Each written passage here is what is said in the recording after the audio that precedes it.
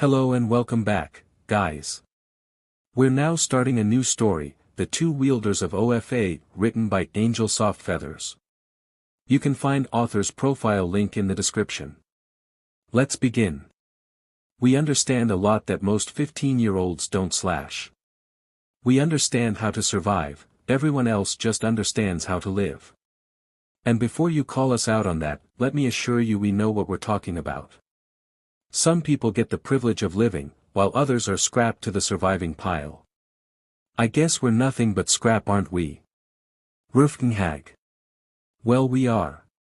People who weren't the world's scraps would be living a good life, not here, forced to do things no one should ever do. A boy decked with spiky ash blonde hair stood with his hand stretched out forward to grip the hilt of a sword, the long blade expanding out and disappearing into the lunges and flesh of a man's neck. Such a silver cast off an ominous glow with the purging red, it tattered its color and its innocence, that blessed blade. It was nothing more than a weapon of death. YYUWY.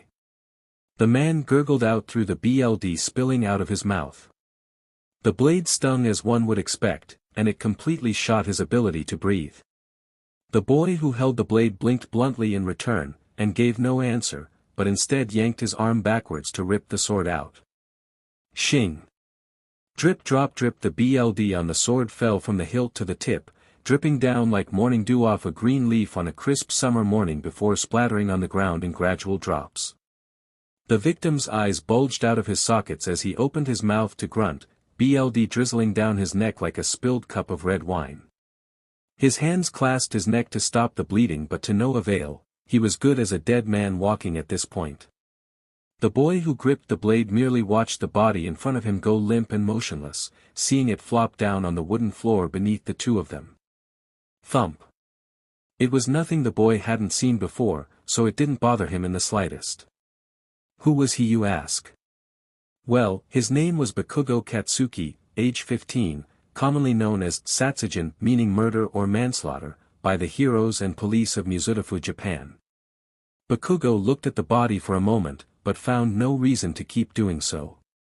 He turned his eyes from it as if it were a speck of dust, pressing his index finger to a comb in his ears, while pushing a hidden black bandana up farther to the forehead of his ash blonde hair. His bloody red eyes cut through the dark hallway as he scanned the area for more victims just in case, opening his mouth to speak through the comm in a boisterous voice, "Another one's down. Where the heck are ya, Deku? We know a lot most 15-year-olds don't as well. I am on the upper floor, I just took out the second wave for you, Kacchan." A smaller and thinner male figure dropped from the ceiling of the upper floors onto the ground quietly, holding his own finger to the comm in his ear. His gaze was blunt and dull, unlike Bakugo, who currently held a deep scowl, looking to be at war with heaven and hell. He was surrounded by 5 other bodies which he paid no mind to. He was the cause of their death after all. Why should he take notice to them any longer? A dead body was nothing more than a suit of flesh. Useless. Voidless. Without purpose. Surprisingly, it reminded the boy of himself. Who was he? Well, he was named Midoriya, Midoriya Izuku, otherwise known as Mokusatsu, meaning, Moku, silence, and Satsu, killing, to the heroes and police of Muzutafu, Japan. Don't take my kills, dang it. Get down here before you hurt yourself. The curly green-haired and green-eyed boy was grateful for his friend's concern, giving a nod to no one in particular before standing up. "Ah, I will. See you down, Oniai-chan. Stop calling me that. For example, we know how to deal with BLD. You could drop a white cloth in a gallon of BLD and we'd still find a way to return it back to white. You could toss a mutilated decaying body in front of us, and we wouldn't flinch. You could submerge us in a tub of BLD, and we'd think nothing of it." The blonde rolled his eyes and took his hand from the comm. He didn't actually mind being called Oniai-chan by the other boy, but he had to act tough, especially considering the two of them were being watched 24/7 by their MSTRS. Bakugo rose up his right arm and skimmed the blood of the blade on the sleeve of his elbow by running the blunt side across. The two of them had just finished yet another mission together, killing 6 people in total just as requested by the villains they had been lent to for the day. Their MSTRs were meant to arrive after the mission to take them home, which the 2 boys were thankful for. They hated the weekly lending to another villain squad for assassination jobs. Although they wouldn't necessarily call where they lived a home, it was the only thing they knew, so that's what they thought of it.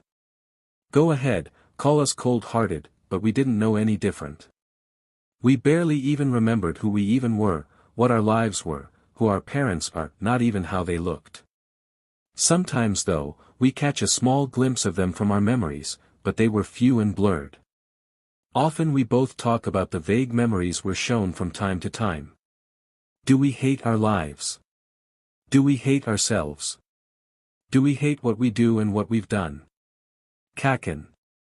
The blonde turned to face Midoriya, who came hurrying over to him, holding his hand up against a pocket of his briefs. What? Look. I found something. The other boy explained quietly as he shuffled through his pocket and pulled out a medallion, stopping just before he knocked into Bakugo. He rose an eyebrow above his red orbs, looking at the odd little item in Midoriya's hands. It was a plain platinum steel medallion, nothing he found very interesting. Void of any crafty design whatsoever, it simply held a large X in the center of the circle like an eye. Junk. Bakugo gruffed out of his throat, stabbing his blade to the sheath on his back. If the MSTRs find out you've been taking souvenirs, they'll WHP you good. Midoriya grimaced at the thought, glancing towards the ground with a frown. Bakugo felt bad as he watched him mope like a sad puppy tossed to the rainy streets, but he tried to keep a level head. Though the older boy couldn't blame the other for doing what he did, he still wanted him to be cautious. Whipping was a frequent punishment to occur for just about anything they did wrong. Failed mission, whipping. Disrespect, whipping. Disobedience, whipping. Thievery from the MSTRs, whipping. The blonde sighed. Midoriya held a lot of souvenirs, they called them, from their missions under the floorboards of their room, something only Bakugo knew about. The red-eyed boy envied his friend. He was the only one of the 2 who held a sentimental item from his past. It was a figurine of some man with a bright smile, and blonde hair with 2 streaks shooting up. The younger boy often tried to remember his name, but all he could remember was that he was a hero, and he really admired him for some reason. Bakugo admired him too, as he remembered small fractions of his younger self going on and on about him as well. He knew he was a great hero, someone that he unfortunately would never amount to. How could he? How could they? They were only 15 years old and they had killed more people than the average villain. Yeah, I guess we kinda do hate ourselves for it, but it's not like we're entirely bitter anyway. It's hard to be bitter about the only life you remember. We know our names, we know our age, and we have vague memories from time to time. That's enough, isn't it? I guess it is. We had given up hoping for a hero to save us and explain everything 5 years ago. It's been 10 years. Who was coming to save children who have been missing for 10 years? Dang you, the blonde grumbled under his breath, landing his hand on the other's shoulder before whispering quietly, hide it good, Aizu. The other boy's face brightened just a bit as he matched his approving gaze, and he quickly shuffled the medallion into his pocket. Bakugo scoffed, but he figured if it hadn't done them any harm in nearly 4 years, then certainly it wouldn't now. Bakugo rolled his eyes and removed his hand from his shoulder, turning to face a dimmed window in the hallway. His face grew solemn and voidless as he watched the light of the sunset strike the fine glass, staring as it skipped across the rims in streaks. He felt a pit in his chest well up and claw at his rib cage, feeling as if his own bones were capturing him. Midoriya noticed his friend's look, and giving a blank face, he looked towards the window as well. Midoriya felt just as hollow and pit-feeling as Bakugo, but he felt something else too. Almost like a sense of urgency. Every time he looked at a window or any form of outside, he just felt like he needed to break the chains weighing the both of them down and get the heck out of there as fast as possible. The both of them shared that feeling. Who wouldn't? After all, they practically grew up in captivity. A cold, dark, and strict captivity. They weren't sure how they were treated back home exactly, but they knew it was better than this, much better. Back home, they liked to imagine they had loving parents who cared for them more than the world. They didn't receive any love here, no encouraging words, no good job, nothing. They didn't even know people celebrated BRTH days they had been captives for so long. Kacchan, Midoriya muttered a bit, turning to look at the red-eyed boy. Why didn't a hero ever save us? We weren't worth it. Bakugo looked at the boy he considered a brother, and was almost taken back when he noticed the look of sadness in his eyes. Midoriya nodded slowly and looked down towards his ankles. The blonde sighed, putting his hand to the green-haired boy's face before snapping his fingers, causing him to look up. To them. We weren't worth it to them. Bakugo tried to make his words sound better, and while it was slightly comforting, Midoriya still felt down. Hey, don't make me get all sappy, ya hear? Quit drownin' in your own self-pity. We survive like we always have. We've done that all our lives. And we did it without any heroes. But, Midoriya began again as he pressed his two hands together. People that aren't like us, they don't have to survive, Kacchan, they just have to live, survive, CRP. Bakugo grumbled. If they can't bother to save us, what kind of bull-crapin' hole is that world like? I'm literally right here, Izuku. Right here. You don't need to be scared of dying or something. It's not dying I'm afraid of, Kacchan, Midoriya said quietly, looking at the sunlight. I'm afraid of not getting the chance to live. Bakugo sighed. Midoriya always wanted to believe the cup was half full, but Bakugo saw it as it was, half empty. Everyone gets CRP in life, Deku. Some people just get more than others. He roughly pounded the reality to his friend. And you can't do heck about it. Get your head in reality. Nodding in return, Midoriya's face went back to blunt and voidless just like Bakugo's. They were both taught never to show much emotion, so it was normal for the both of them.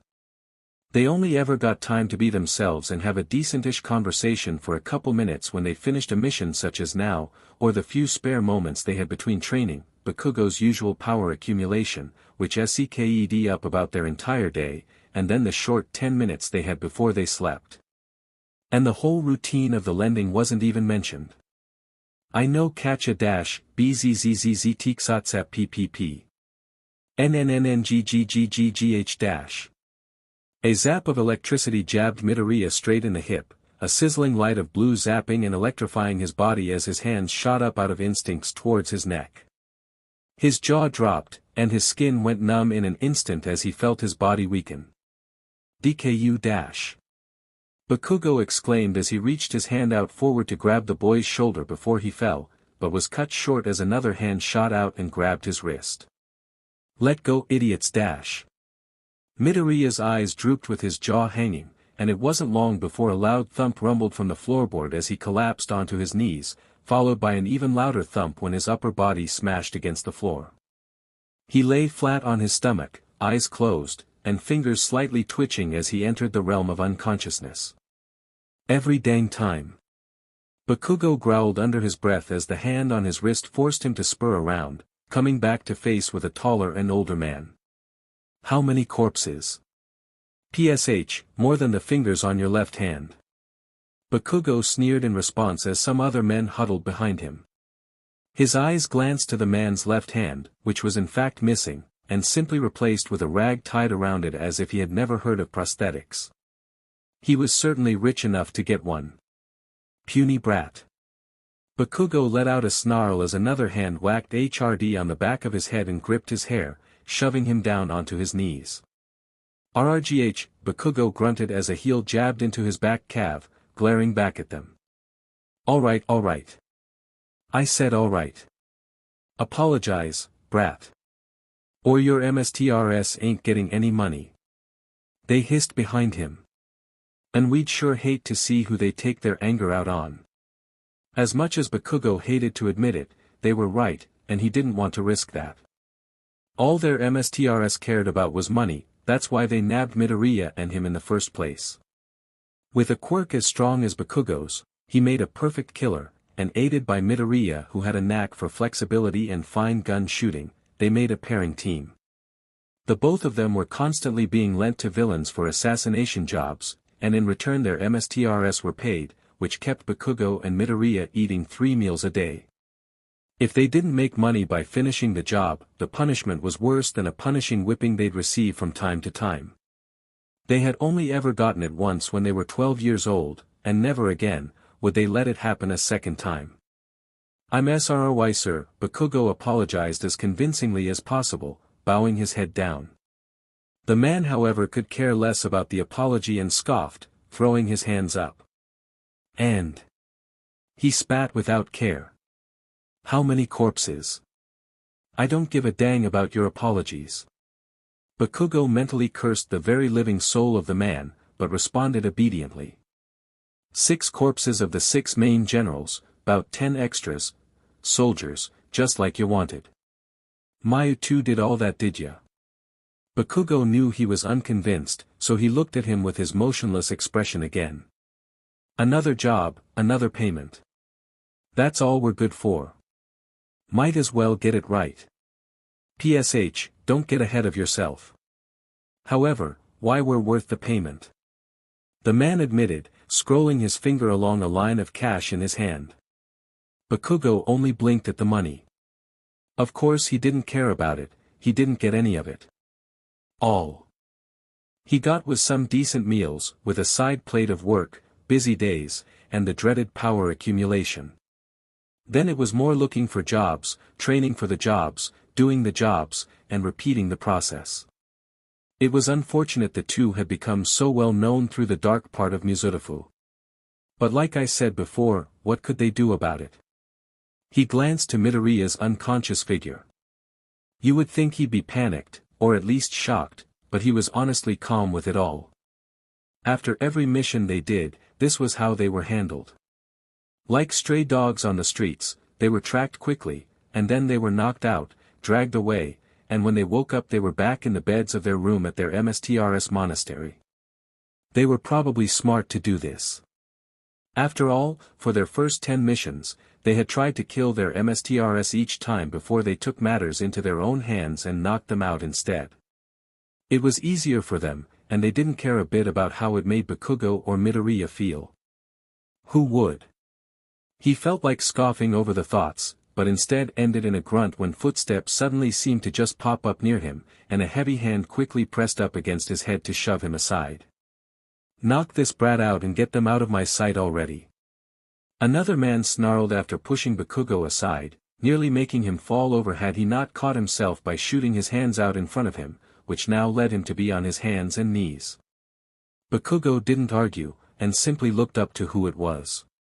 He made a nervous expression and didn't dare saying anything at all. The man who pushed him was named Sakaju, one of the 2 MSTRS who, as they put it, owned Bakugo and Midoriya. He had red eyes, and I would say they were like Bakugo's, but they weren't nearly as bright and deep-blooded as his were. Rather, they were dull, weak, void of anything besides greed behind those thin pupils of his, looking as if there had been an appealing red blanket laid out before dust was cast over top. As for his hair, it was black, sleeked back to his head and reaching only to the beginning of his neck. He wasn't too old either, and he was quite the fighter, so Midoriya and Bakugo never dared going up against him. Well, everything went as requested. The MSTR asked as he stood in front of the other man, otherwise known as the latest lender. It did, surprisingly. Didn't expect much from a bunch of brats. The other grumbled as he looked over at Midoriya, narrowing his eyes. Where'd you get em? Where I get every one of my assassins. Muzurifu, at whatever kindergarten dump I can find.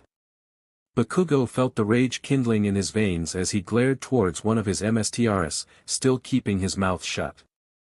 The client however saw him glaring, and appeared to be just as annoyed with him as the actual MSTR. I don't suppose you plan on knocking the other dog out anytime soon, do ya? HM. Oh, sighs, yes, the MSTR began before suddenly shooting his hand out backwards, his hand straight sharp and flat as the edge of his fingers quickly collided with the soft-tissued part of Bakugo's side neck. A vibration ran from his neck to his head, causing his eyes to blur up in only moments. His eyes fell heavy and lidded, his arms following after to give out, which sent his body collapsing forward almost the exact same way as Midoriya. Thump. His red eyes glinted one last time on the ground before closing up, allowing his body to drift into unconsciousness as the blonde reminded himself he had finished the mission perfectly, so he could sleep well knowing there wouldn't be any cause for punishment. It was a sad thing to be relieved about, something a boy his age should never have to worry about daily. It didn't matter if it was normal for the two of them or not, that was just who they were, and currently all they had was each other, which, as Midoriya always said, it's enough. But whether we believed it was enough or not, it didn't matter, and we had to acknowledge our lives were like a small fraction of purgatory. We didn't know it yet, but Sunway would get pulled out of that purgatory and we would have no idea what to do. How would we? Like we said, it's the only life we could ever remember. MMNNG, quiet grunts and groans filled the room as Midoriya groggily opened up his eyes, his green orbs clicking to the familiar ceiling of his room. Blinking blankly, not even bothering to think about the whole getting electrocuted incident, he slowly pushed himself up off a small futon bed, thumping his hands on the thin blanket beneath himself. Getting knocked out like that was a bit extreme for him, and it was often used on Bakugo, not Midoriya, considering he was quirkless. Usually they just hit his neck, or used a dart. Midoriya sighed anyway and pressed his hand up to his hip, groaning a bit when he felt a small burn. They must have jabbed the electrify harder than usual at him. Why? They must be irritated, the job had lasted longer than they had said, and they probably refused to pay extra for it. All their MSTRS cared about was money, so it was no surprise. They were just fortunate they had one top favor for their MSTRS. Some of the other young assassins barely got any jobs, and you could only bet how terribly they were cared for. Not that Midoriya or Bakugo ever thought about it or felt pity for them, time and time again they've said the only people they care for is each other, and they don't have the time or privilege to care for others. That was a fool's game to play here, and Midoriya had no reason to be a fool. Even if he slipped up from time to time, Bakugo always had his back. He was always standing up for him, taking the blame whenever the heck he wanted to without Midoriya's consent. Midoriya tried to get him to stop. It was dangerous to have close relationships here, especially one matching siblinghood. That's why Bakugo always called him Deku, meaning useless. That was enough for the time being, but the green-haired boy feared it wouldn't be that way for long. Kacchan. Kacchan. Midoriya snapped back into reality as he remembered his older brother figure, turning his head to the right. To his surprise, Bakugo's small futon bed lay empty on the other side of the room, the covers tossed around and roughly shuffled about, meaning he had been in it recently before leaving. Bakugo usually had his bed neat and clean for the next time he would use it, so he must have been in a rush. Is Kacchan being put through his power accumulation already? I must have been out through the night, it looks like it's morning. Midoriya thought as he looked up to the right corner of the room where the smallest box-shaped window sat with impenetrable glass, showing the morning sun. They usually do it around afternoon. Katsuki, I hope you didn't do anything wrong. Midoriya tried to brush off the worry by thinking of other things, which wasn't all that difficult because he had plenty to think about in his spare time. He reached his hand up and pulled down the mask over his eyes to let it hang around his neck on his collarbone. He felt voidless as usual, nothing out of the ordinary for him, of course. He felt like this usually when he was alone. Midoriya stood up, and glanced around the room he and Bakugo shared, since they were a team, and it was easier to keep track of assassin teams if they shared a room. Midoriya didn't mind, he hated being alone, he always had, and it was unfortunate his MSTRS knew that. They always had a way around him with that, and it frightened the boy. Anyway, the room. It wasn't as bad as you would assume, actually, it was quite nice, oddly enough but expected considering the large monastery they stayed in. Since they were the top assassins, the MSTRS kept them in their main monastery, where guards were constantly roaming. This way, they could keep a close eye on the two, which limited their escape routes. They weren't sure why really, they had no reason to escape after all. Where would they go? What would they do? At least here they could stay together like the brothers they believed themselves to be. As previously mentioned, there were 2 beds within the decently sized room. Bakugo's side was the right side, which he tended to keep neat as possible. His plain gray and white futon bed was shoved right up against the corner, as he seemed to have a habit of sleeping on his side and burying his face right up into the corner before tossing a blanket over his head. Over at the next corner down still on the right side was a small chest where Bakugo kept his extra clothing, and well, Midoriya wasn't really sure. Bakugo never said what he kept in there, although he assumed it wasn't much. Bakugo wasn't one to hold on to things. If he could, he was sure he would have kept weapons there, but all their weapons were confiscated until training or missions. The left side of the room was Midoriya's. He kept his plain white and gray futon bed in the middle, pushed up to the wall as well.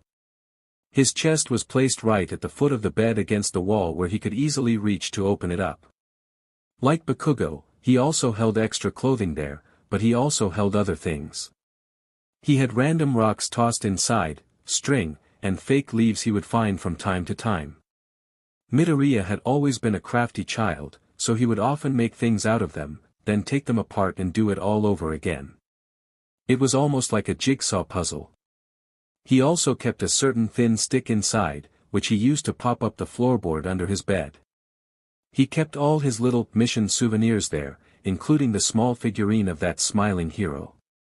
All in all, the room wasn't too bad, and Midoriya didn't have much complaints. One thing he did wish was that it had more light. It was quite dark, and the small box-shaped window up top only really shone on the thin shoji door in front of him. That's how they were always able to see the shadows of guards passing through, and how they were usually well prepared before they walked in.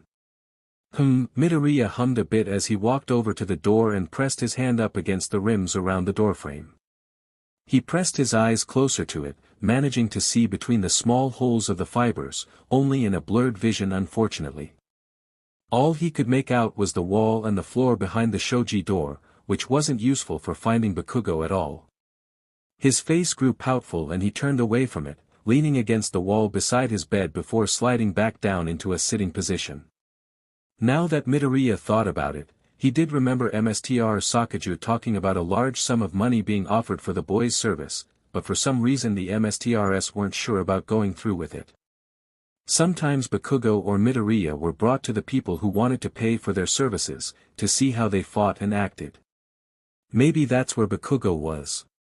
Step step step. Oh. Midoriya turned his head towards the door, where he saw a familiar silhouette heading towards the room, followed by a not-so-familiar male silhouette. His eyes narrowed in question, before his left eyebrow rose. Another lender. They had just gotten back. The green-haired boy sighed as they grew closer and stood himself up.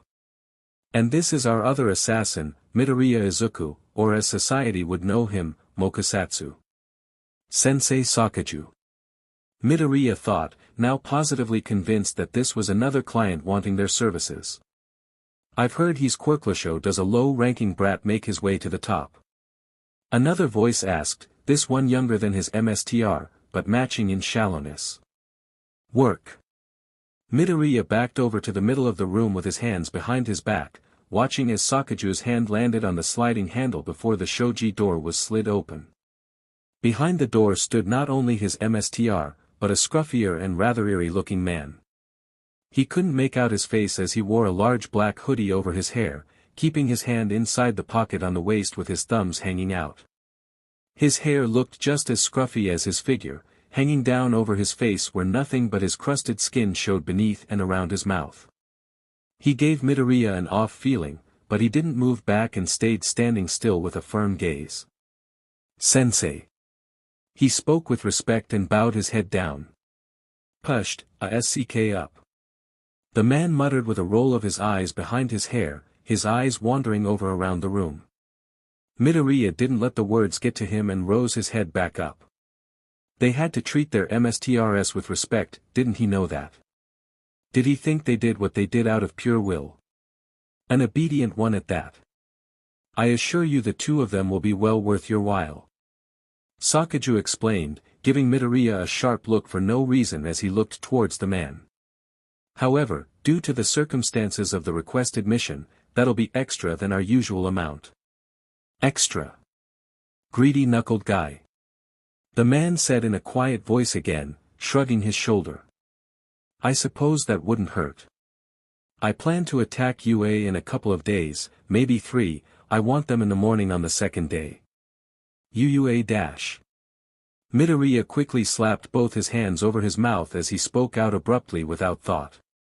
Sakaju's head quickly snapped towards the smaller boy, his dusty red eyes stealing to a narrowing glare.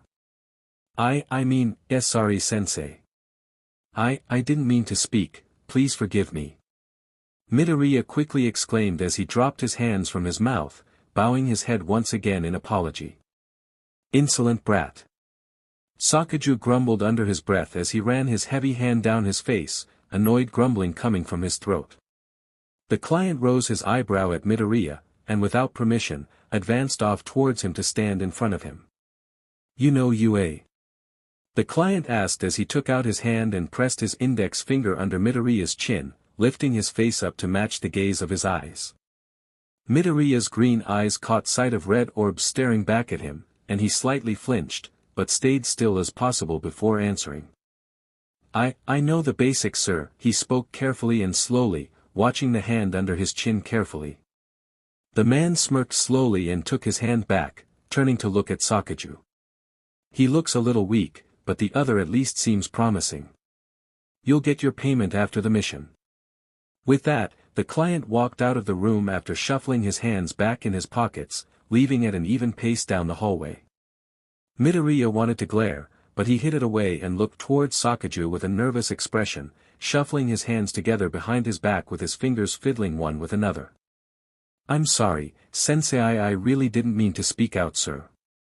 Midoriya tried to explain his faults before it was too late, but just like every other time, he did it to no avail. Ga-dash. Midoriya hollered as in the blink of an eye a leather WHP launched out from Sakaju's belt, smacking the tip straight across the side of his face before floating back to his belt. SNSAIIAHG. His hand clasped over his face as he stumbled backwards, his ankles falling behind the other, which caused him to fall backwards hard onto the ground. His back thumped against the wall of the room, causing a short whimper to escape his throat. Sakaju narrowed his eyes coldly at Midoriya. Pathetic, and useless. You're living by the thread of miracle, you brat. You want to live or be fed to the wolves like the rest of the failures. En non no sensei. Midoriya shook his head back and forth wimply, his lips quivering as he held his hand over the long red mark from the corner of his eye to his jaw line where the skin had broken just a smidge, causing blood to flow. I am sorry, I won't do it again. Sakaju grumbled something under his breath, giving Midoriya a look before he turned and left the room, sliding the door closed behind him with a clicking lock. Midoriya was silent as he rubbed the knuckles of his fists against the lash mark, blinking away small tears that formed in the corner of his eyes. He always cried like this, it was embarrassing, and certainly not the attitude you would expect from an assassin. Kacchan is tougher. Kacchan is always tougher's the only reason I'm alive. Midoriya sniffled through the thoughts, curling his fingers to a fist as he pressed his wrists up against his eyes to stop himself from bringing down a water flow of tears. How do you do it, Kacchan? How are you so strong? I can't. I try. But I can't. Too can't. Midoriya rubbed the wet salty tears from his eyelids, skinged the air into his lunges while he stared pitifully at the ground. This is why he hated being alone, because it was so easy to pick on him. Knew the truth. Bakugo was like an older brother to him, and he protected him every time. If it weren't for Bakugo, they would have KKKAACHAAAN. Izuku. Lemme go. Izuku. Growl. Snap. Kacchan help. P please, Izuku. P po up. P papi. BBBBOOM. Izuku dash. Kacchan dash. Idich. FF fire dash. Kacchan. IIMSRY dash. MI quirk II, N not there, Kacchan HH dash. Midoriya's expression grew blank as the memories slowly flooded back, shaking his head to stop them from furthering. He clasped his head. Sensei Sakaju Sensei Akuma, how much longer until I become useless to you? Why didn't we just run away from them? Gasp, breathe, ugh. Bakugo huffed out heavy tired breaths as he leaned against a wall, his hands on his upper legs while he hunched slightly forward, sweat whelming his brow. His jaw hung open, while his eyes stared downwards at the hard wooden floor beneath him. On his forehead a set of equipment was locked tight to his skin, a cord-like tube connecting to the wall. The same equipment was attached to his upper and lower arms, his palms, behind his kneecaps, and another set tightly between his shoulder blades. These set of equipment set off large amounts of heat through the sensors directly on his skin, and anyone who's been in extremely hot weather would know you tend to sweat a lot in these conditions. And anyone who knew how Bakugo's quirk worked personally, which were few and far between in Mizutafu, they would know his sweat worked like nitroglycerin, which activated his quirk. Normal nitroglycerin can already make large and powerful explosions, but since this specific one is formed up out of a quirk, its cost and usability triple. If used right, it was possible to make explosions capable of wiping out towns. And unfortunately, Bakugo and Midoriya's MSTRS chemical team had been studying his quirk since he was 5 years old, and they knew just about everything about it. Luckily and unluckily, it took a tremendous amount of Bakugo's nitroglycerin sweat to make one of these bombs, meaning there weren't very many currently being sold on the black markets around Japan, and any that were extremely high-priced. It was a great form of money gaining for the MSTRS, and only added more to Bakugo's usefulness, ensuring that he would only be more well cared for longer. Disgusting as it may sound, or perhaps disturbing, that was just the truth. His sweat caused his quirk to make explosions, meaning it could be used to make explosions, ones that were even more powerful than your usual nitroglycerin bombs. Sometimes orders were just put in for the nitroglyceric sweat, which, believe it or not, was even more expensive than the bombs themselves. However, the MSTRS didn't leak it out to their buyers or anyone beside the chemical team that the nitroglycerin came from Bakugo. If that were found out, imagine the bounties that would be put on the boy. They wouldn't afford to risk that, so they kept it quiet and sold the bombs to whoever paid what was requested. But as you could guess, this wasn't very healthy for Bakugo. Sure, sweating is healthy for your body and quite beneficial, as it is meant to reduce heat by pushing the water through pores in your skin out, resulting in the sweat glands. But your body needs to stay hydrated, and pushing out too much of the liquid percent of your body isn't good for any human. Sadly, this was a daily routine for Bakugo any time he wasn't on a mission. The process was simple really. The equipment was strapped onto him, they would turn up the heat, and leave him to sweat the nitroglycerin which was SCKED up through the equipment strapped onto his skin through the tube connected to several vials from the other side of the room. This would go on for about an hour, and luckily for Bakugo, he was given plenty of water through this duration. That was his daily power accumulation routine. How breathes much breathes longer? Bakugo asked in a heavy voice, his chest rising and falling while his heart thumped like he was running a marathon. Heat whirled around his body in every direction. He felt like he was buried under sun-beaten sand, with fires piled up around scorching the last bits of coolness off of him. He wanted nothing more than to break off the equipment and run out, but last time he did that, it didn't end well. The equipment not only stuck to his skin, but it was connected into the pores of his skin as well, which made it faster to take his sweat, choking it from the source.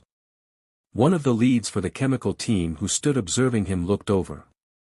Only 3 minutes left, young Bakugo. Right, Bakugo puffed another hot breath out of his chest, sweat glands falling from his neck down to the collarbone of his currently bare chest. His smirk just a bit in the corner of his mouth. He hated his daily power accumulation and dreading it was the first thing he did every time he woke up in his room. But at least it was over, for today, and he was sure another mission was just around the corner. Bakugo was quite sure that other man walking with Mr. Sakaju was another new client of his, especially with the conversation they had been having. Sakaju talked a lot about Bakugo and Midoriya's strengths from what he heard, and he wouldn't do that if it weren't for a job.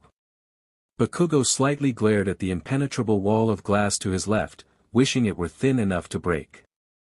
But he kept reminding himself it was pointless, and even if he and Midoriya did break out, it would be useless. Bakugo didn't like to say he had given up hope on escaping, but he knew he'd be lying if he denied it. And there, 3 minutes exactly. Your cooperation was much obliged. Bakugo glanced up at the man with a slow nod. Bakugo now walked down a hallway of the monastery, 2 taller men standing beside him scooting the blonde back to his and Midoriya's room. Of course he wouldn't be allowed to roam about freely in this place, he wasn't able to roam freely anywhere really. He glanced around, taking note that by the lighting of the hallways, it was probably close to noon already. Bakugo sighed, training was soon.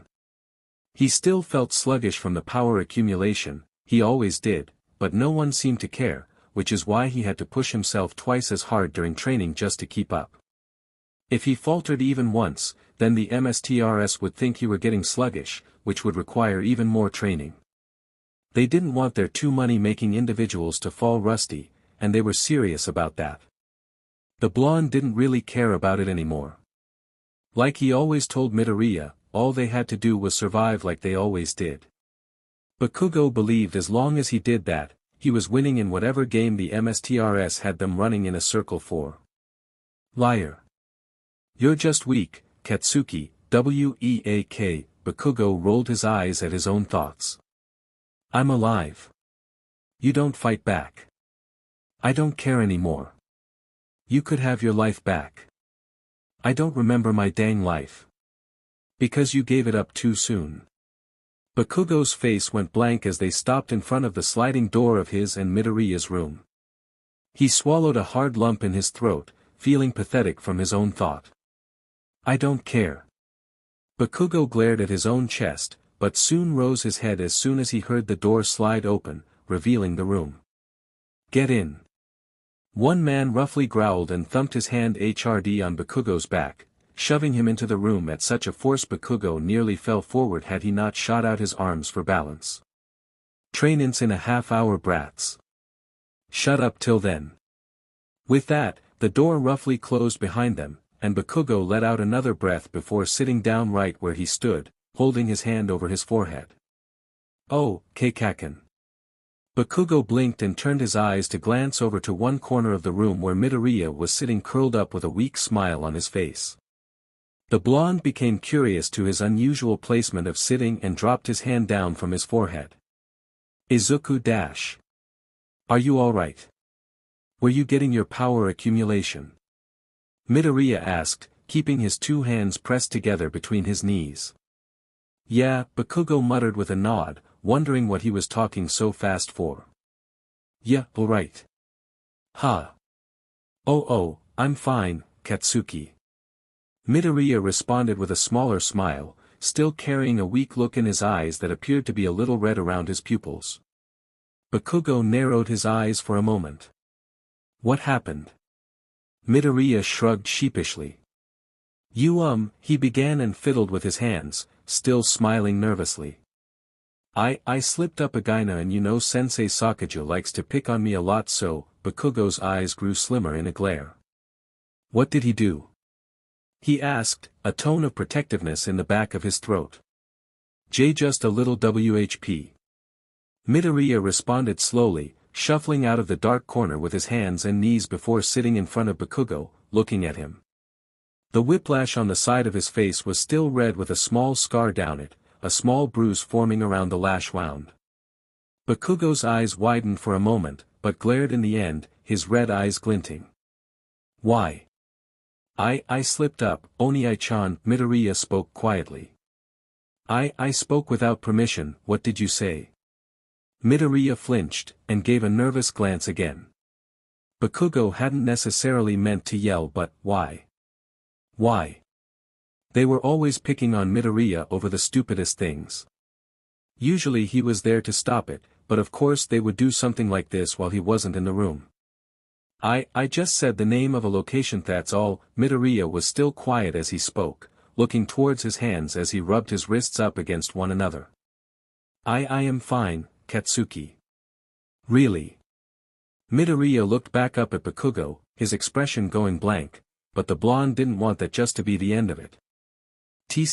Fine, I'll show you fine." Bakugo growled as he pushed himself up to his feet, turning towards the door. "Oh Onii-chan," Midoriya exclaimed and quickly grabbed his wrist. "Don't. If you start yelling, you'll get hurt too." "Yeah. Well, the dang jerk's gotta stop pickin' on ya." Bakugo snarled back, but didn't dare tug his fist back for fear of hurting his friend. "What good will that do?" Midoriya shouted in a quieter tone. "We're like dogs to them, Onii-chan. They treat us like dogs, and they'll beat us like dogs." Bakugo clutched his fists. "What if I'm done being the dog then, Hah?" Midoriya looked down with a quivering lip. "A dog can't become a stallion, Katsuki. It can break its cage, but it'll always be a dog. People won't treat it any different. Even if people are kinder, they'll always see them as a dog." Bakugo stopped, staring at his friend while his fists loosened from their fists, hanging down against his thighs.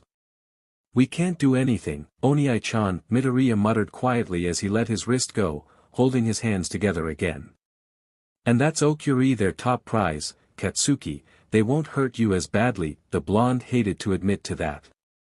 It was true, they didn't bother him nearly as much as they did Midoriya, and whether he liked it or not, Midoriya was right yet again, he couldn't do anything anymore. Boomf. Can't even do anything about the only person you consider family. Sad, Katsuki, real sad. Bakugo wanted to argue with the voice in his head, but his thoughts were right. He threw his fist at the air and stomped over to the corner where his bed was, slumping down into a sitting position with an irritated glance. "But we failed to acknowledge one part about dogs. You can put them in a cage, you can shake them up, beat them, WHP them, but in the end, dogs still bite." Chapter 3, Clever Fox. 2 days later. Crash. Bakugo grunted as he leapt backwards, avoiding a sudden large fist that smashed down in front of him. "Come on brat, I'm just warming up. Fight back."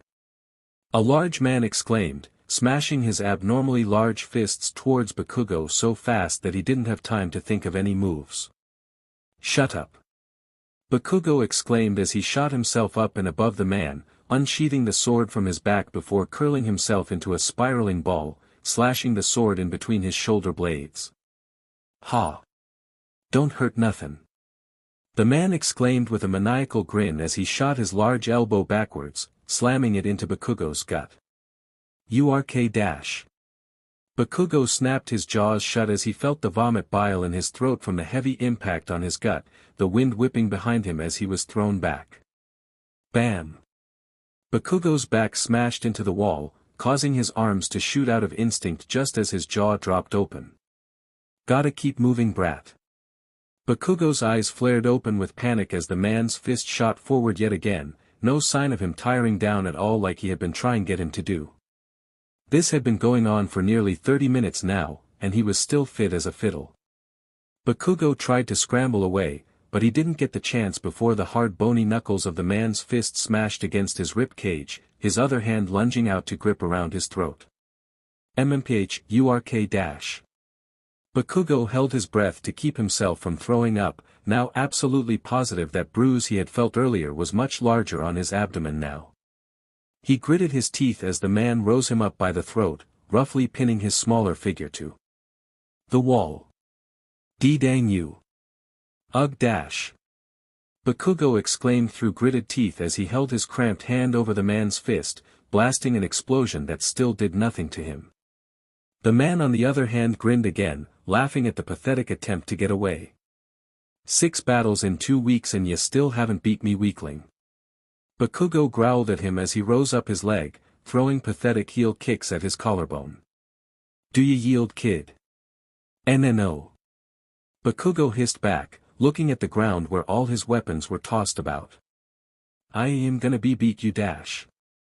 Hey kid, I ain't afraid to send you into a serious medical attention condition. Pick your moves wisely. He sneered. That was true, it had happened before. He didn't yield for an opponent once, and that got him 2 broken ribs the one time. Bakugo remembered how angry Mr. Akuma was about this, since there had been a mission only in the next few following days. Midoriya had to take that one on by himself, and though he succeeded, the MSTRS were still displeased. Bakugo had to make up for that with 4 months of extra training. With those thoughts running through his head, Bakugo started to consider yielding, but he still wouldn't budge and instead continued to struggle around. The grip on his neck got tighter, thinning out his oxygen, which caused Bakugo to gap for air, his eyes looking upwards towards the ceiling. He gritted his teeth and tried yanking his head backwards, forwards, sideways, but nothing worked for the blonde. Eventually it became too much to handle, and as soon as his vision began to blur, he knew time and chance were up. I yield. 7 wins in a row. Bakugo was dropped from the man's hold almost instantly without care, roughly landing on his rear. Ugh. He grunted as he thumped against the hard wooden floor, gasping for the air to fill up his lunges again, slow coughing following after as he clutched his hand over his throat. Bakugo stayed on the ground, breathing slowly while he watched the larger man laugh and shout out his victory yet again. Bakugo's eyes glanced towards the glass wall of the training room, where he saw Mr. Akuma standing behind it, his face hidden within the hood of his long black cloak. Midoriya stood behind him, respectfully and calmly watching with his hands behind his back, making sure to cause no reactions on his face. He had to act like he could care less after all. The MSTR shook his head in disappointment, turning to the left before walking right to the sliding door that led him into the training room, passing by the large man who left. He grabbed the handle and slid it open, walking inside. Stand up, Satsujin. Bakugo recognized the name quickly, and by gripping a ledge on the wall, he slowly pushed himself back up to his feet with his other arm tightly wrapped around his gut. I failed again, you did, and I suppose you can only imagine how disappointed I am in you, Satsujin. Bakugo glanced towards his MSTR, nodding slowly. No, yet you don't seem to care. Akuma said with a sigh as he shook his head, slowly walking around Bakugo to behind him. What does it take for you to care about something enough to win, Satsujin? Bakugo glanced behind him with a sharp look of his glinting red eyes. Nothing. I'm always trying to be at the top of my game. Bakugo mutterly replied. Akuma shook his head as he pressed his hand up against the skin between Bakugo's shoulder blades, causing the blonde to flinch slightly with a glare, feeling a small sting of pain. Well, lately your game has been on level easy, hasn't it? Akuma said slowly, pressing his hand harder to his skin. Sakuju and I aren't fond of our property acting poorly, Satsujin, especially after all the hard work and time we've put into the two of you. Tell me, is this how you want to perform at your next mission? Failure. Bakugo hissed as a sharp pain jolted through his back like a fish hook jabbing into his flesh. He pulled his back away and turned around, facing Mr. Akuma face to face. No, I'm gonna finish it like I always do. Bakugo growled in response, letting his arm drop from his waist as he stood up straighter, grunting a bit as that only made him feel worse. I hope so, Akuma began as he stepped forward again, looking downwards as he stood about a foot taller than the younger 15-year-old. Because if you so much as make one slip up, Akuma's hand gripped his jawline hard, his fingers digging between the bones of his face as he rose his face up to meet his gaze. Bakugo glared, his red eyes clicking to the blossom-pink eyes beneath the dark hood of the cloak, baring his teeth a bit. His eyes such to the left where he saw Akuma's left hand rise up, smack. The hand collided with the side of Bakugo's face at a strong force, so much that his head snapped to the right, a jittering and stinging pain surging through the underflesh of his cheek. Bakugo stayed staring at the wall, ignoring the now red mark that was forming on his face as Akuma let him go and walked off, not bothering to say more to Bakugo. The blonde already got the picture, he didn't need to say anything for him to understand what he meant. He listened for the side door, and when it closed, he let out a sighful breath. Ouch. He muttered without care as he rose up his hand, rubbing that side of his face with his knuckles while watching the glass where Midoriya stood with a sympathetic face, one of his hands on the glass. Bakugo glanced around the empty training room, noticing he was alone. He looked back at Midoriya and nodded beside himself, meaning it was fine if he came in. Midoriya nodded quickly and ran to the sliding door, pulling it open before going into the room. "Hey, are you alright, Oni-chan?" Midoriya asked quietly with worry as he came in front of him, a concerned frown on his face. Bakugo scoffed as he leaned back against the wall. "I'm never gonna beat that prick." The blonde clutched his fist at his upper leg, looking up at Midoriya. "How'd you do?" "I won. The opponent was easy." Midoriya shrugged a bit, rubbing his arm as he looked at Bakugo closely. "They're going harder on you, Oni-chan." Bakugo nodded. "I know." He gruffed. "The new mission must be some dang firecracker." Midoriya nodded slowly. "The lender said something about invading UA. PSH, and..." The green-haired boy gave a look to Bakugo, nodding a bit to the left as he spoke. "That's a hero school, Katsuki. Do you know how advanced those students could be? Not only that, but there's going to be heroes there." "Heroes?" Bakugo scoffed a bit, rolling his red eyes. "What have they got that I don't? I'll beat 'em up if they fight back and win." But nothing." Bakugo growled as he pushed himself off the wall and walked past Midoriya. "Come on already, if we stay here any longer they'll have us beaten." The smaller boy sighed with a nod but followed after him regardless, quickly swooping over to his side when Bakugo hunched forward from the pain in his gut. Midoriya stood up straighter and forced his arm around his shoulder, helping him walk back to their room. "I'm worried the only reason they could be training us so hard for this mission is because they think we're too weak to face something, or someone. Why would anyone want to attack UA anyway?" While Midoriya was burdened with worrying thoughts, Bakugo felt the opposite. He didn't even bother thinking about it, assuming it was just another mission as normal, a kill here a kill there, toss someone out a window, who knows, maybe this time they wouldn't be told to kill anyone. That was a long shot however. Bakugo couldn't remember one mission they'd had where no one died, whether it was by their hand or something else's. And unfortunately, 98% of the time they were the cause of the death.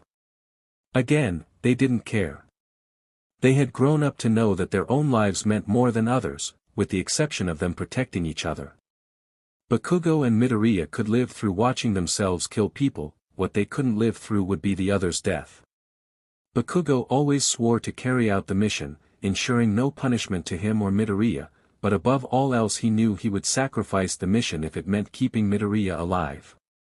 Midoriya, of course, felt the same. They weren't sure if that's how family or friends worked, but they weren't bothered by not going by the book.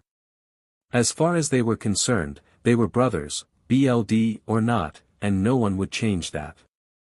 Neither could remember if they even had siblings, but who cares?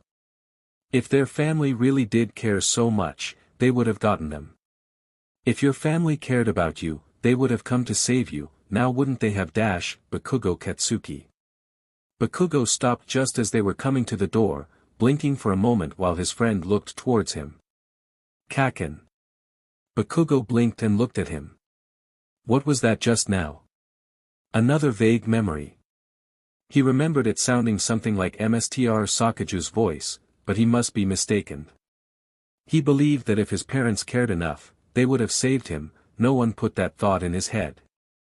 He was probably just a little worn down from the training. Nothing. Bakugo muttered, taking steps forward, leaving Midoriya no choice but to walk alongside him, still keeping his other arm firmly gripping around Bakugo's waist to keep him standing. Midoriya gave a concerned look but didn't bother asking on it, and instead led the two of them over to the shoji door of their room. Wait, who's that? The green-haired boy looked closely at the room along with Bakugo, and they both saw three male silhouettes standing inside. They both stopped, and Bakugo quickly snapped at Midoriya to let him go in case it was their Mstrs, as previously stated, the exact people they didn't want to find out about their close bond. Midoriya obeyed and carefully let Bakugo go, making sure he had his balance before advancing over to the door. Senseis. Midoriya called out slowly as he pushed the sliding door open, revealing both Mstr Akuma and Mstr Sakaju standing in the room with the exact same man who had come 2 days earlier. The client, they believed. Ah, Mokusatsu, Akuma said with a nod, watching as Bakugo quickly shuffled over a few steps ahead of Midoriya, Satsujin. Sensei, Bakugo and Midoriya bowed their heads in return of respect, the both of them eyeing the strange man. Is there a problem? Midoriya asked, rising his head up after Bakugo with his hands behind his back, the lash mark still fresh as before on his face as he stared towards Mstr Sakaju specifically. Problem? Oh no, of course not, for once. Sakaju responded, looking towards the man. This is the next lender, and I believe young Midoriya met him personally. Midoriya nodded in return, looking warily at the man, which had Bakugo raising his eyebrow as he looked at him suspiciously. He had seen him wander by during his power accumulation, and the few words being spoken between him and one of the MSTRs. Besides that, he didn't really know anything much, face or voice. He hadn't even spoken to him. Who the heck are you? Bakugo gruffed out, still irritated with the whole training he'd gone through. Akuma's head such to Bakugo, those eyes of his flashing under the hood. Bakugo gave a wary look, glancing away from the warning gaze of his MSTR.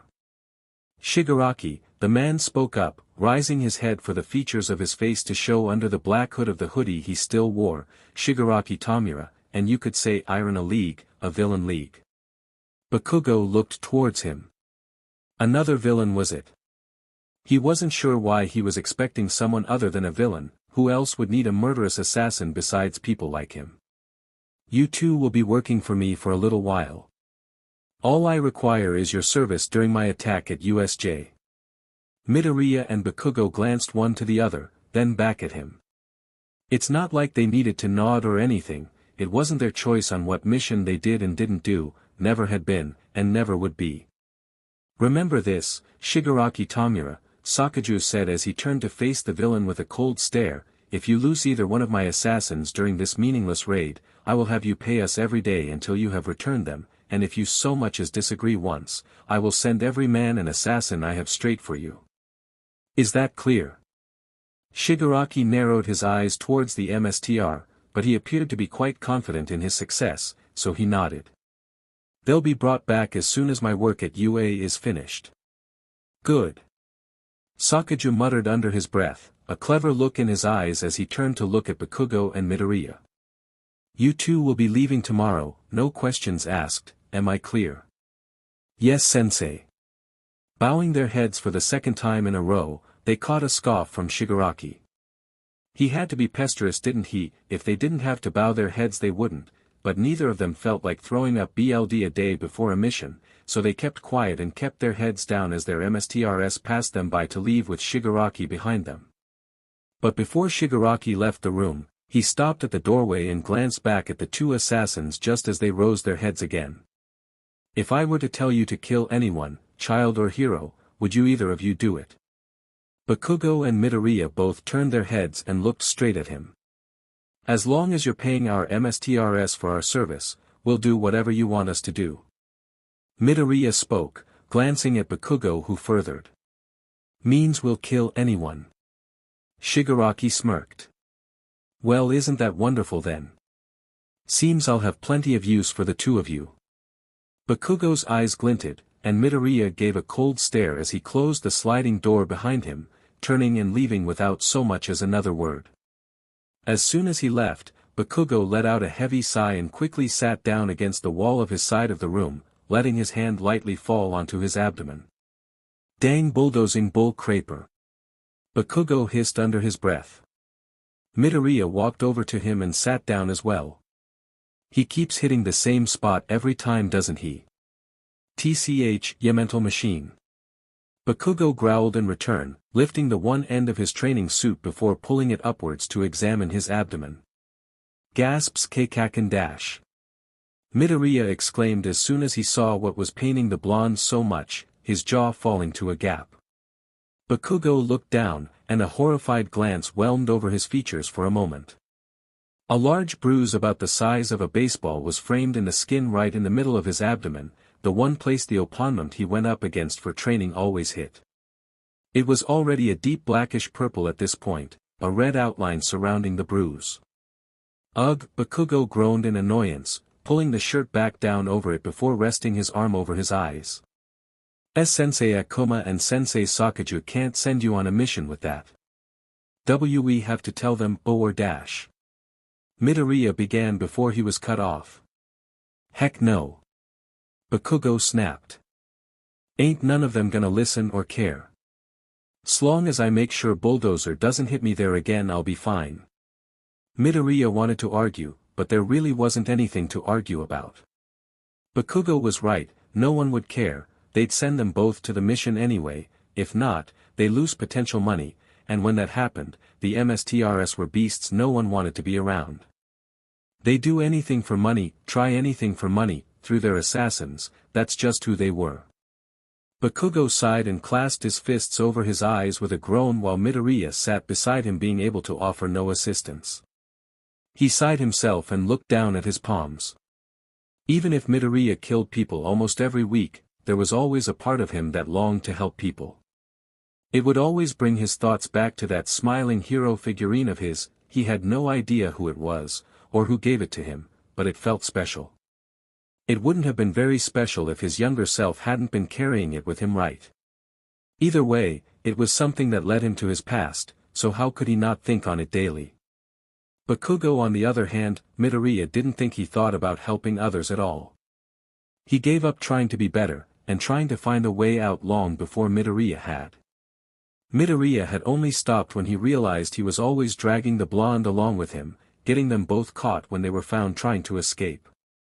If he had stopped sooner, the two of them wouldn't have nearly as much old scars as they did to this day, something the green-haired boy always regretted.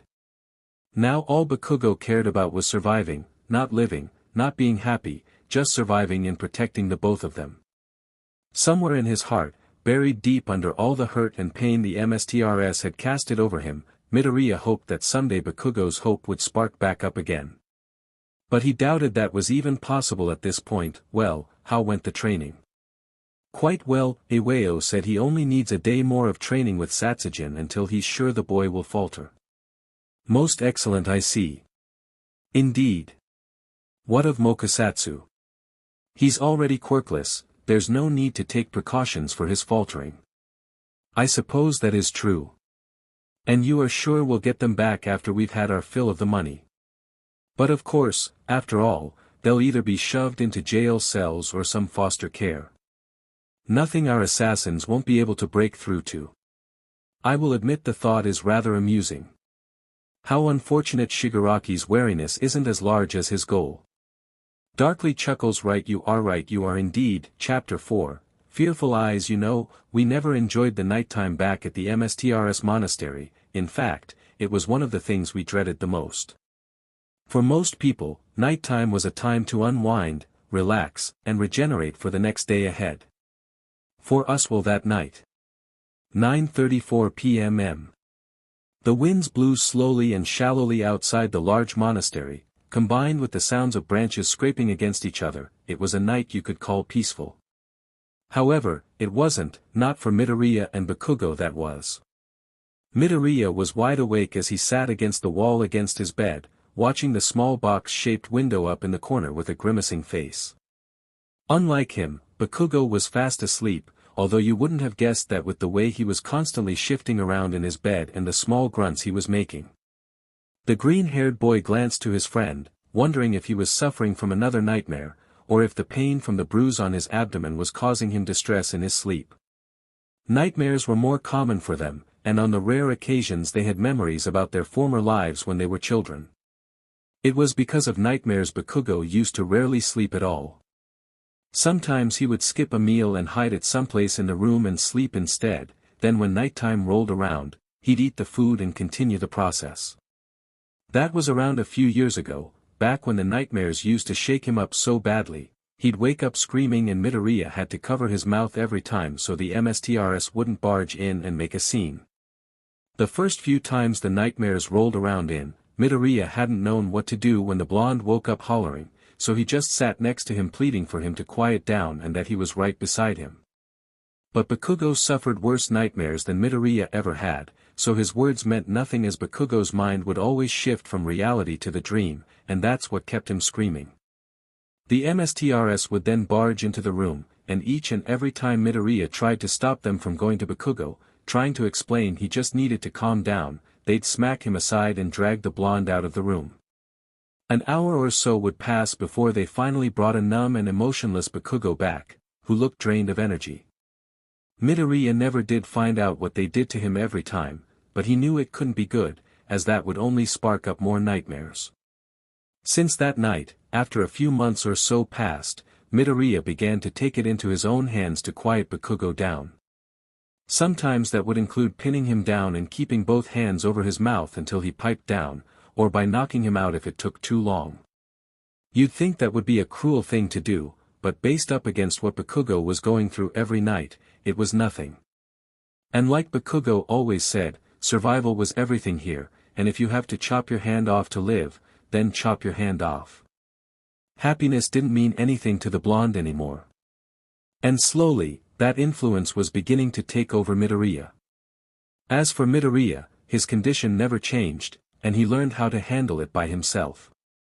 He too would get nightmares, and depending how long he slept depended how bad they'd get, or depending how short of sleep he got depended how mild they were. That's why he tried staying up as late as he could, so the nightmares wouldn't be so bad. Now unlike Bakugo who had always woken up screaming, Midoriya woke up sobbing his eyes out. He wasn't sure why, since he could only ever vaguely remember the dreams, while Bakugo remembered just about every second of them, which was probably why he woke up screaming, before waking up to find tears streaming down his face. Midoriya was too embarrassed to say anything about it, as he had long gotten frightened over saying what he felt back when he was a child and everyone just shoved him aside. Even Bakugo, but the blonde believed it was for his own good. Bakugo would tell him to tough it out, the weak don't survive, survival is all that matters, and whatever else he'd preach to the younger. That was something else as well. Bakugo believed he made these words to himself, but they had been infusing into his brain since the first day they arrived. They would always say it around him, murmur it, and as a young boy, Bakugo took it in like the voices of his head, believing every word. In other words, they manipulated him. They always had. They wanted to control the boisterous blonde, bend him to their will, and though Midoriya hated to admit it, they were achieving that. The green-haired boy never wanted to fall to that cold of an ocean Bakugo was slowly sinking through, but he couldn't find it to pull Bakugo out. Believe it or not, it was Midoriya who the MSTRS had trouble keeping under their commands. That was because Midoriya held something Bakugo lacked, hope. Hope for tomorrow, hope for the year, hope for the next minute. And while everyone was trying to blow it out, Midoriya kept his hands around the candle, refusing to be shaken. The one thing that he took paining to heart was that Bakugo didn't realize he was constantly kicking dust towards that candle, being just as damaging. The boy tried not to let Bakugo's toughness overwhelm him too much, but it was difficult, and it didn't help that the younger one was quirkless, unlike Bakugo who held a strong and battling quirk. That's why the other assassins hated us so much, because of our power and the good look from the MSTRS. We were both treated terribly here, but would you believe they treated the other assassins even worse? No. Well, I suppose you can find out about that soon enough. Midoriya sighed, rubbing his head from the thoughts whelming his mind. Why did he have to think so much? For once he wished his thoughts would just shut up and take a leap. Was that so much to ask? Step Midoriya rose up his head when he swore he heard a faint footstep, looking towards the door. Step step step. Sensei's. Midoriya spoke quietly as he slowly pushed himself up to his feet, wandering over towards the door. He pressed his hand up against the fabric, watching as 4 faint silhouettes began to make their way to the door, vanishing when they left the moonlight of a window in the hallway. Midoriya grew wary and stepped back from the door when the footsteps stopped in front of it, replaced by heavy breaths. He looked over to Bakugo, and quickly shuffled towards him, no sound leaving his footsteps. Kacchan. Midoriya whispered quietly as he knelt down beside the blonde, carefully placing his hand on his shoulder before shaking him. MMNGG, Bakugo grunted in his sleep, tossing himself back to the corner of the room where he stuck his face up against, the blanket on his head falling over his eyes. No, Kacchan. Midoriya snapped quietly as possible, shaking him harder. Sleeth-eyed Midoriya stopped what he was doing just as his ears caught the sound of the door of their room sliding open. We couldn't blame the other assassins for hating us so much. Truthfully, we were jealous of them. We would take extra beating if it meant we weren't so favored in our MSTRS eyes. All that led to was more trouble. This exact night, however, it was the first time this ever happened. MMH. A gloved male hand landed smack on Midoriya's mouth, yanking him away from Bakugo just as a sharp piercing dagger roughly touched his skin, poking the skin just enough for a drop of blood to roll down. Shu-dash. Yakusu. Other voices hissed towards the one who held Midoriya with a dagger to the throat. Shut up, dash. Midoriya's eyes narrowed and he shot his legs up from the ground over his head, jamming both of his hard heels at the sides of the other male's head. RRGH, he grunted just as the dagger streaked a long bloody line across Midoriya's neck just before he pulled away and stood up. Who are you, dash? Midoriya hissed in a low voice as he looked forward, the four people coming into view. HHUH dash. Standing there in front of him were three male assassins who looked about 2 or so years older than Bakugo and Midoriya, along with a shorter girl who looked to be a year younger than Midoriya. They had masks pulled up over their faces, wearing hoods that only slightly covered the ocean blue eyes. They all matched together. On the girl's exposed arms, Midoriya noticed 4 sets of large bruises lined up and down, not to mention all the scars on her forehead. The 3 other boys looked just as bad, with scorch marks up and around their necks. Who are you? Midoriya hissed, not wanting to be convinced that these assassins were also part of the MSTRS organization. The tallest boy of the bunch glared in return, pulling his mask down to reveal a longer scar down the side of his mouth. People like you.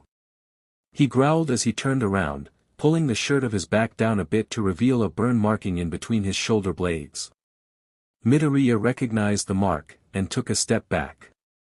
They were part of the MSTRS organization, but what were they doing here? Why? Why are you here? If you get caught in the MSTRS monastery dash, Midoriya tried to say before the girl spoke up with a cold snarl. What? They'll beat us. That's rich coming from Mr. Pampered. She glared. Midoriya shook his head. What? We were this close to getting in top favor with the MSTRS. A second boy growled towards Midoriya, making a small space between his index finger and thumb to show how close they were to getting top favor. That took years to get to, then you brats show up. Midoriya shook his head, holding his hands in front of his chest to shake them as the 2 other boys stood on either side of him. And no, we didn't dash. I mean look, we don't even want to be here dash. No one does. Midoriya's eyes flared open wider as the 2 boys reached out and grabbed him by the wrists. He jumped up, curling his legs upwards before yanking his arms one to the other in a crisscross motion, causing the both of them to bonk their head together and let him go. He dropped back down over top of them, quickly jumping forward as the girl lunged out forward towards him. He landed on the ground again silent as a mouse, dodging a shuriken that she threw towards his head, causing it to pierce the wall. She got one over Midoriya and managed to wrap her legs around his neck, tossing him down to crash him back into the floorboards. He grunted and rose up his hand, grabbing her by the throat before bashing her head into the floor, using that time to stand back up to his feet. Hey! Midoriya turned his head to the shout, a gasp escaping his throat. Kacchan dash. The green-haired boy froze in place, staring as a dagger was held right above the sleeping blonde's head, being held by the tallest of the other boys. He glared back at Midoriya, gripping the handle tighter. Get that away from Kacchan. Midoriya growled while clutching his fists at his thighs, his green orbs narrowing while his brows furrowed to a returning glare. Nah. The boy smirked in response as he glanced behind Midoriya for a moment, then looked back towards him. Not until you're handled anyway. Midoriya opened his mouth to shout, but was caught off as a bag was slammed over his head, getting pulled back just as his arms shot up to try and rip it off his head. He yelped when something sharp pierced his neck, a liquid of the sort slowly injecting itself into his veins. As soon as his neck began to feel numb just as the shrap tip was pulled away, Midoriya realized it was what he and Bakugo called a hazy dart, since they made your mind all fuzzy and dysfunctioning. The bag rose from his head, and Midoriya would have stumbled forward had the boys not grabbed him by the arms. The ground looked like waves, moving up and down, the ceiling spinning like a fast disco ball while the walls moved in and out like the opening and closing of drawers. Ugh! Midoriya groaned slowly as his body shifted back and forth, his mind blurring out every word the other assassins were speaking while he numbly watched their mouths move back and forth. They yanked him back, and having no peace of mind to argue with, he let his feet drag him out of the room, glancing back towards Bakugo's still sleeping figure before the door closed, and it was blanked out. He turned his head back in front of him, watching the walls wave around him. It made the green-haired boy feel sick to the stomach, and he leaned his head down to stop the dizziness, closing his eyes as the ground wasn't any better. His mind felt like it was jumping around, like sonic booms of noise were batting it back and forth, with a loud ringing in the back of his eardrums, plugging them up. It wasn't long before he reopened his eyes, and through the blurry jumpy vision, he saw himself coming to a wall before being shoved over to it. NNG, he grunted as his back hit the wall and he slumped down, his swaying head looking upwards towards the blurry assassin standing in front of him. He numbly rose up his arm, hoping the effects of the dart would wear off soon as he spoke. Another thing that should be taken to note here WAT, is that murders occurred quite frequently within this place. The taller assassin only glared down at Midoriya as he rose up his foot in front of the green-haired boy's face. The victims always being assassins, time's up, quirkless wannabe. Murdered by other assassins BAM. And only because no one wanted to suffer. Ack. That's the reason everyone was always on their toes. If someone higher than you died, you moved up rank. Ack. Midoriya's mind was blurring out. Every time he opened his eyes, they closed again to the feeling of hard knuckles smashing against his face. He yelped out again and again as his backside continued to get hammered by someone's heel, someone's bony elbow moving itself into his gut. The MSTRS never bothered to find out who committed the murders, and only brought up the ones who were the next strongest from their ranking. He felt someone slam their foot down on his neck, cutting his oxygen for a brief moment at the same time his gut got hit. Gasps. As for these guys, they were just under our rank. So if we were to die, NNG-. AHHGH. Midoriya's green orbs flared around in panic, his jaw gaping while his fingers twitched around beside him, the thought of only one person who could help running through his mind. KKKAA-, they would move up to the favored rank of the MSTRS, which everyone believed was the best rank you could get. And well it was, ish. Kacchan. Still, there was one thing they always failed to take into account, taking the weaker one and beating them off to death would be smart in any other case, but PPPPPPOP-. The sound of small explosions came from behind the door the assassins were in, and as soon as it reached their ears, they stopped what they were doing before they rose their heads, looking around behind them. What the heck is that dash? If you wanted us gone, BBBBBBBBOOM. A large light emitted from behind the door, smoke rising from the cracks before it burst through, an explosion firing out after.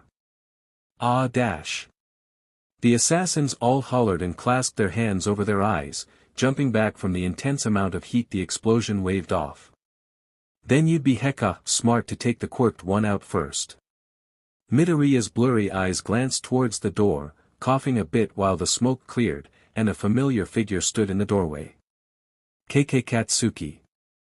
Midoriya muttered silently as he looked upwards towards the figure, a set of red eyes glancing back at him. The smoke left, revealing a ticked off to the core Bakugo standing, both his fingers twitching with small sparks of explosions. His red orb sucked over to the assassins, and he turned his feet towards them. Oi, they flinched, worried glances running one through the other as their mistakes became clear in front of their eyes. Bakugo held a blunt but stern gaze in his features, while his eyes glinted with nothing but rage and anger, silently cursing the living souls of these four. He moved his feet out forward, a loud thumping following behind him as he stepped towards them, unlike Midoriya who was silent as a feather. Just who in the hell do you think you are? The tallest one yelped as Bakugo gripped him by the throat and rose him up, slamming him against the wall with one of his hands over his forehead, the small sparks of explosions dancing around his fingertips. I'd start talking, the corners of Bakugo's mouth curled to a smirk, his eyes opening wider, or else. The other three gasped and stood up, running towards Bakugo while throwing their hands out to grab him, trying to pull him away. Wait your turns. Bakugo snarled as he turned around to them and slammed the taller boy's body on them all, causing them to crash into the ground. Bakugo growled at them all, his smirk turning to an aggravated grit as he stepped forward again, slamming his left foot on the girl's back. Ah! Not so fun now is it, ha? Bakugo scoffed with a tch, rising his foot up again before pummeling it down onto the other's back, rising up both his sparking fists. Which one of you touched my brother first? Be brother dash. One of the boys squeaked out of his throat, glancing at Midoriya before looking at Bakugo. Be bullcrap dash. You're not even related, yipe dash. Bakugo gripped him by the throat this time, causing him to gasp as the sparking pops of explosions tapped his skin, frying his flesh. Pushed, what would you know about it? Bakugo hissed in response, his grip tightening, whatever, I'm about to punch your brain clear to 2 years ago, you won't remember a thing. His eyes widened as Bakugo's smirk widened, his other hand rising up to make a fist while the other three assassins simply watched. They didn't care for each other like Bakugo and Midoriya did, and in their minds, he had always been the annoying one, so they watched. We weren't supposed to kill any one of them, just pummel their brains a bit, make them regret what they did, Satsujin, even if we killed a lot of other people, we only did that for survival, never for fun or to keep our rank. These other assassins were just like us, scared, alone, afraid, willing to do anything for relief and feeling of safety. Bakugo froze up, and the small explosion stopped ringing around his fingers just as quickly. He swallowed hard, gritting his teeth as he heard footsteps reach him from behind. Sensei ACK. Sensei Akuma always called us by our villain names given by the heroes and police of the city we lived in. He did it to constantly remind us of our crimes, because he enjoyed watching others in pain, suffering, guilt mostly. Bakugo grunted as his hair was grabbed by Akuma's hand, yanking him back up to his feet from his knelt-down position. The blonde gritted his teeth with a half-closed eye, his arms up near his rib line while twitching. Having a bit of fun, are we? Akuma asked, the hood over his head turning to face the four assassins. No sensei we dash, they began to stammer, quickly pushing themselves up to their feet with a bow. We're sorry sir. Please forgive us. Akuma rose an eye from under his hood, scoffing quietly. So, you four were the ones who tripped the alarm and broke out of your little hole were you? And why did you do that, HM? To murder these two. The other four assassins all looked at each other nervously, their breathing slowly picking up pace with shaking knuckles. I don't suppose it was you four who caused the other last 3 murders. Now they were breaking sweat, and while Bakugo could care less, he was still ticked off over the fact they thought they could do that to Midoriya while he was around. You know, it's thanks to you four we've had to grab even more children.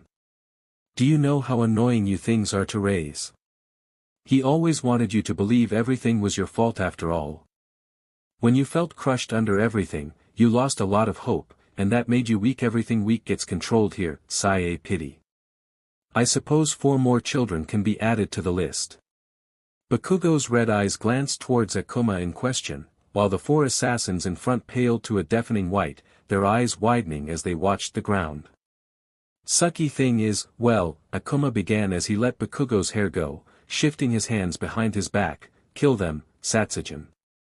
We were one of the weakest. Bakugo looked towards Akuma, a face of disgust on his features, hoping he didn't really mean it, or he would kill them instead, but all he saw beneath that hood was a glint in his eyes and a smirk on his lips.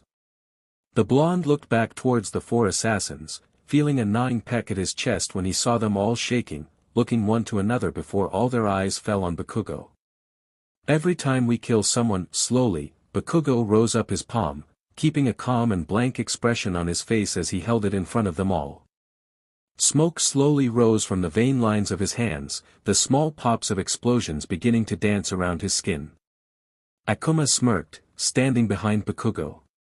How fortunate are we, Akuma spoke in a low voice that only Bakugo could hear, to have such a loyal mutt like you. There's always something in their eyes, fear, hope, or anger.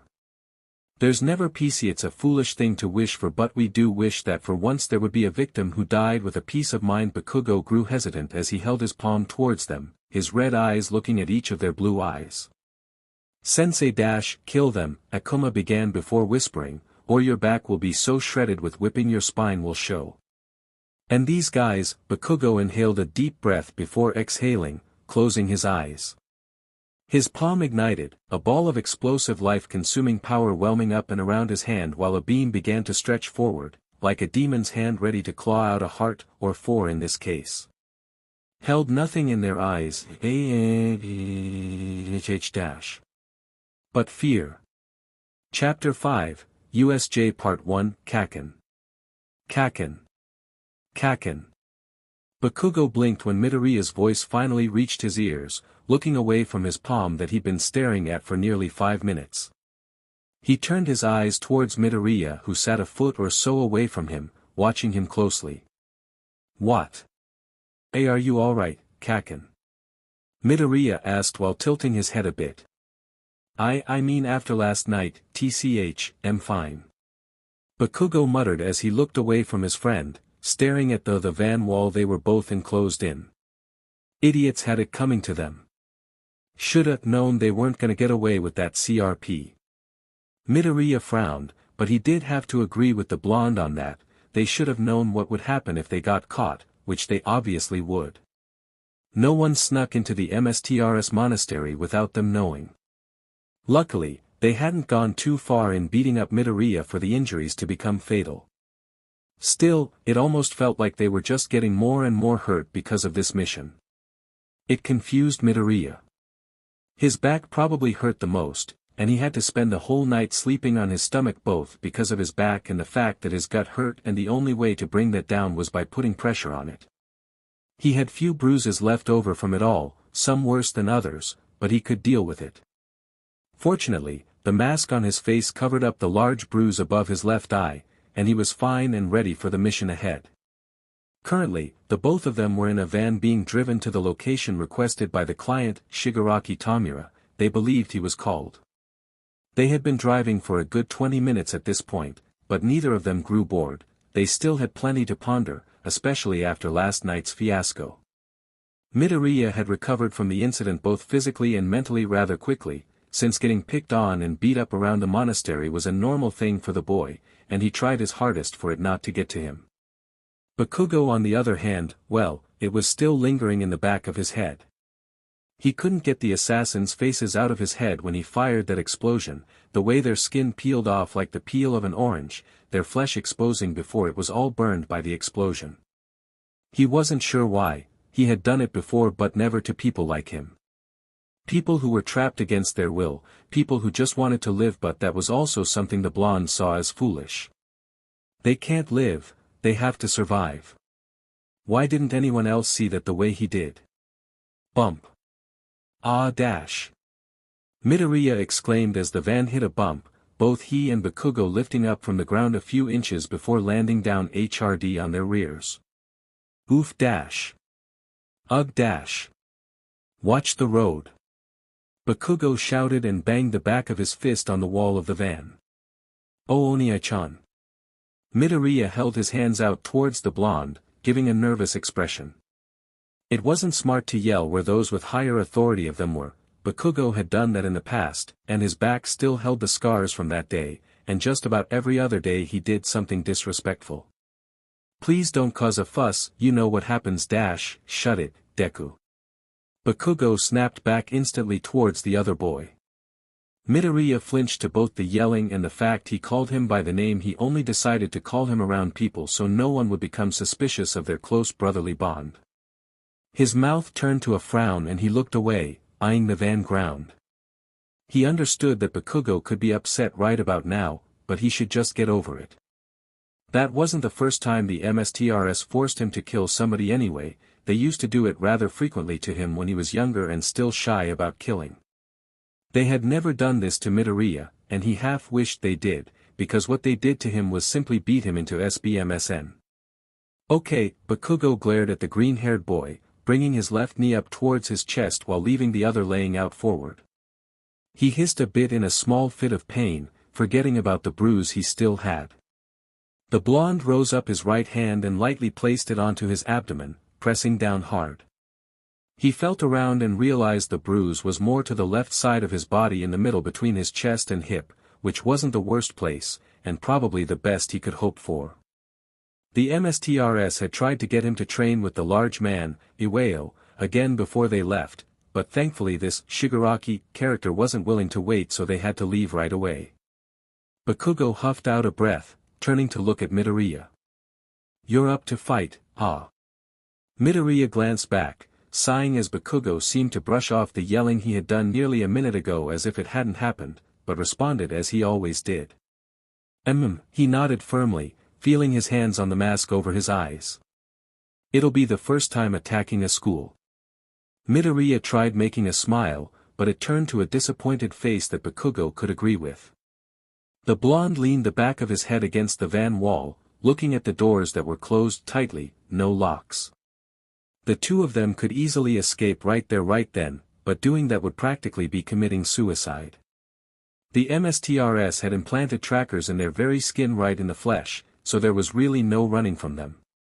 Besides, as said many times before, there was nowhere for them to go. Bakugo wished he knew about his family that could be waiting for him, same went for Midoriya, but that was false hope, and Bakugo refused to have any form of hope in him. Hope was as useless as a fish waiting for the river to carry him all the way to the ocean with no effort, that's how Bakugo saw it. Pathetic, and useless. His red eyes switched over to Midoriya. Honestly, how could he promote something so stupid? It had been 10 dang years, what was he waiting for? Why couldn't he just accept things as they were? It wasn't giving up, it's surviving. Bakugo muttered quietly under his breath, making it inaudible to everyone but himself. While Bakugo was drowned in thoughts, Midoriya was listening closely to the way the van was driving, and from the sound of it, they were finally slowing down, which either meant they were taking a turn or they were finally arriving to the area. Midoriya hoped it were the latter, he had enough of being stuffed in the van like some helpless child. Although, that description wasn't too far off from their actual situation. Fortunately, Midoriya's suspicions were both correct, as the van took a turn to the left. Bakugo gripped the wall of the van and planted his other hand on the ground to keep himself from sliding as they took the rather sharp turn, while Midoriya kept both hands on the ground, which thankfully was enough to keep his lighter body in one place. After the sharp turn took place, the van came to an abrupt halt like they were just about to fall off a cliff, and unfortunately, that caused Midoriya to fall forward. Wadash! He exclaimed before his face pounded onto the van floor. Ugh! Bakugo snorted and stood up, walking over to his friend. Dumb ace! He muttered under his breath while reaching down to grip both his upper arms. Just as he was about to pull him up, the van doors opened up, causing the light from outside to beam onto the both of them. Bakugo's red eyes glanced over, and formed to a glare. He let go of one of Midoriya's arms and roughly pulled him up before shoving him a few feet from himself. Midoriya gave a short nod to the blonde, knowing this was just for precautions and nothing to get upset over. The both of them turned towards the person who opened the van door, and they were met with an unfamiliar face, you could call it. The man stood there, they were pretty sure he was a man anyway. His head was odd, waving back and forth like a dark purple or black mist, his yellow eyes shining at both of the boys. He wore a more formal type of outfit, like a suit, which boggled both the boys' minds. A villain who wore that. Now they were interested to see the rest of this league.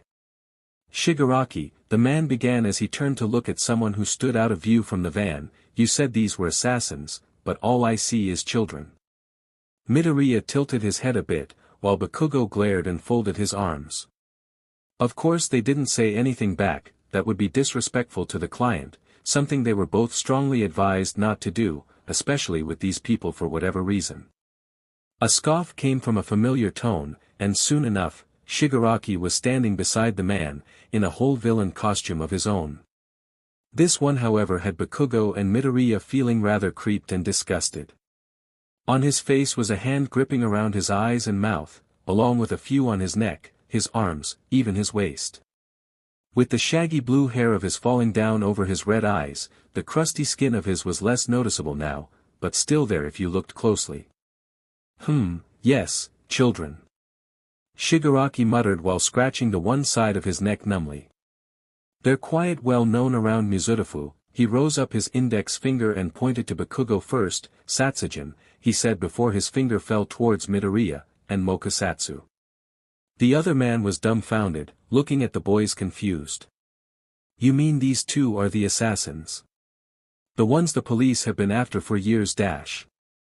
Shigaraki nodded in return, waving for Bakugo and Midoriya to come down from the van. That's right, wouldn't you know it, 15 years of age and they already have a bigger reputation than us. I believe we'll reach more people's ears with these two. Midoriya and Bakugo both obeyed quickly and walked out of the van, hopping down onto the hard gravel ground, where they realized they were just outside of a forest. The both of them turned towards the man, giving a blunt gaze. I hear you've killed more than 100 people, true or false? Shigaraki asked. Bakugo shrugged after glancing to the green-haired boy. Lost track a couple years ago. He said as if he had ever been keeping track. Keeping track of your kills was useless, and downright disgusting to the both of them. They already decided that they didn't enjoy killing people, so there was no reason to keep track. Shigaraki smirked to this. He turned towards the man. This is Kurojiri. Kurojiri, as he was called, looked at the two boys with a nod, and they nodded back. I do hope the both of you are up to the task at hand. Bakugo scoffed, still keeping his arms folded above his chest. We'll do whatever you want us to. Bakugo gruffed out, getting quite sick of always repeating that to every client as if they hadn't known that when they requested their service. He supposed it was more assuring for the actual assassin to say it than the people who owned them. Good, then I want you to win. Shigaraki spoke before swiftly turning around. Kurojiri, explain everything to them. Kurojiri nodded towards the lead villain before looking back to the two boys. He waved his hand, motioning for them to follow, which they did. He led them through the gravel and past the van that had its doors closed before driving off, leaving Bakugo and Midoriya at the mercy and decision of these fools. The green-haired boy watched the van drive off while following Kurojiri, wondering when it would be back to pick them up. Maybe this time they wouldn't get knocked out before being dragged out of the mission, PSH, if only. Although he did take note that these villains seemed a bit laid back. Most of their lenders would always go out of their way for the two boys to know who was boss, but so far all Shigaraki had done was promote their names, speaking of their fame and nothing more on how he were better and that if they didn't listen to him something terrible would befall them. He certainly was an odd villain.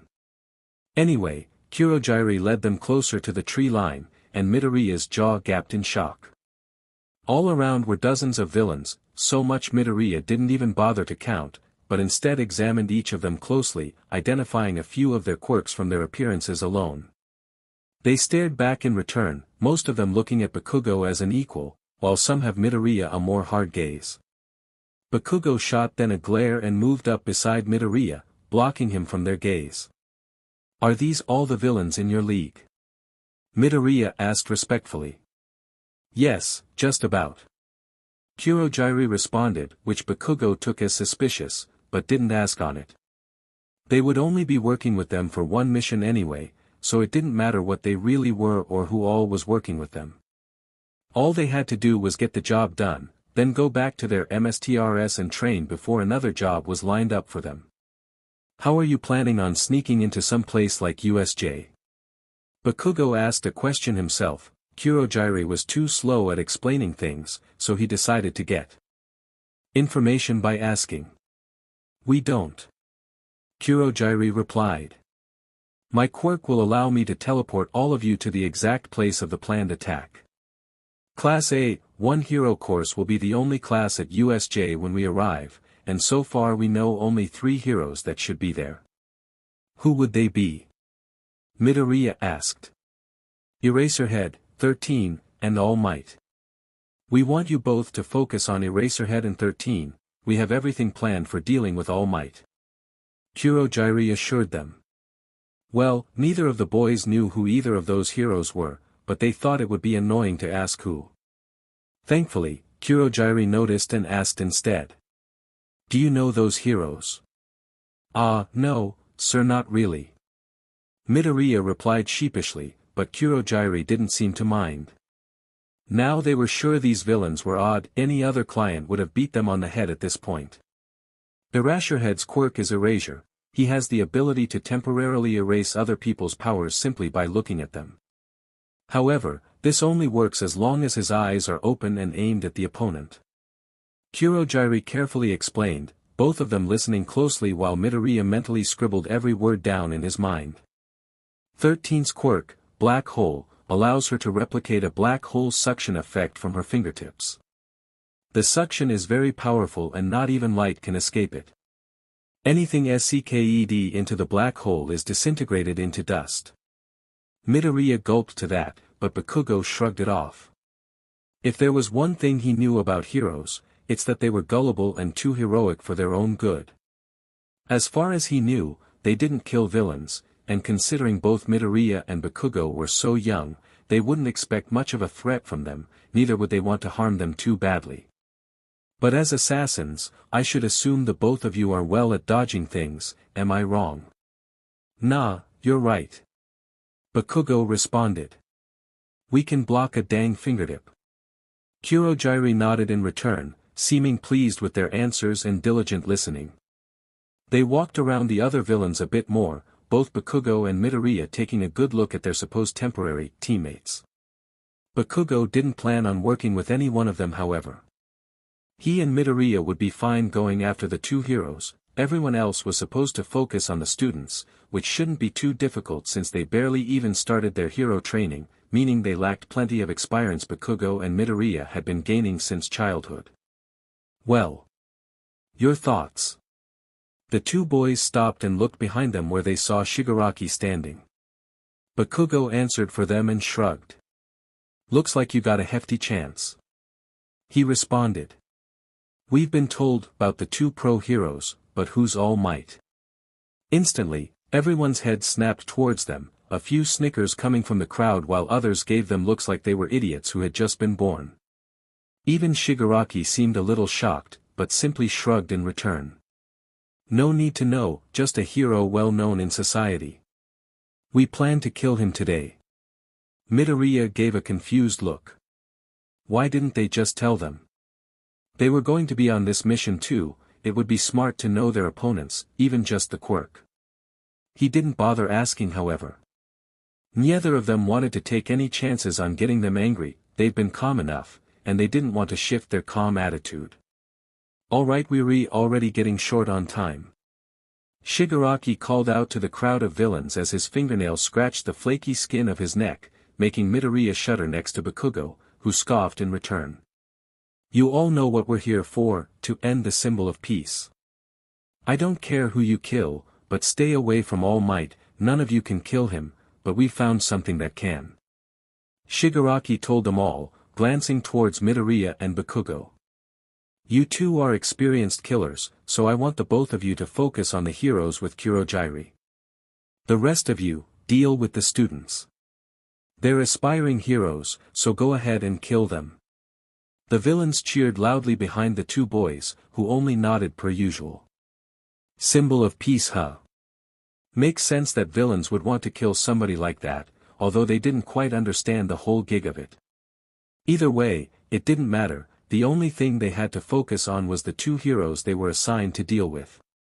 While Shigaraki continued to talk useless nonsense that wasn't important to the mission, Bakugo turned to Midoriya. I'll take this 13 character, you go after the quirk erasing guy. Bakugo said with a blunt expression. It'll be better for you, since you're already quirkless. Midoriya agreed. But I'm wasting my time. Kurogiri, let's get going. Shigaraki spoke, breaking the boys' conversation as they looked towards the man with all the hands on himself, while he looked at Kurogiri.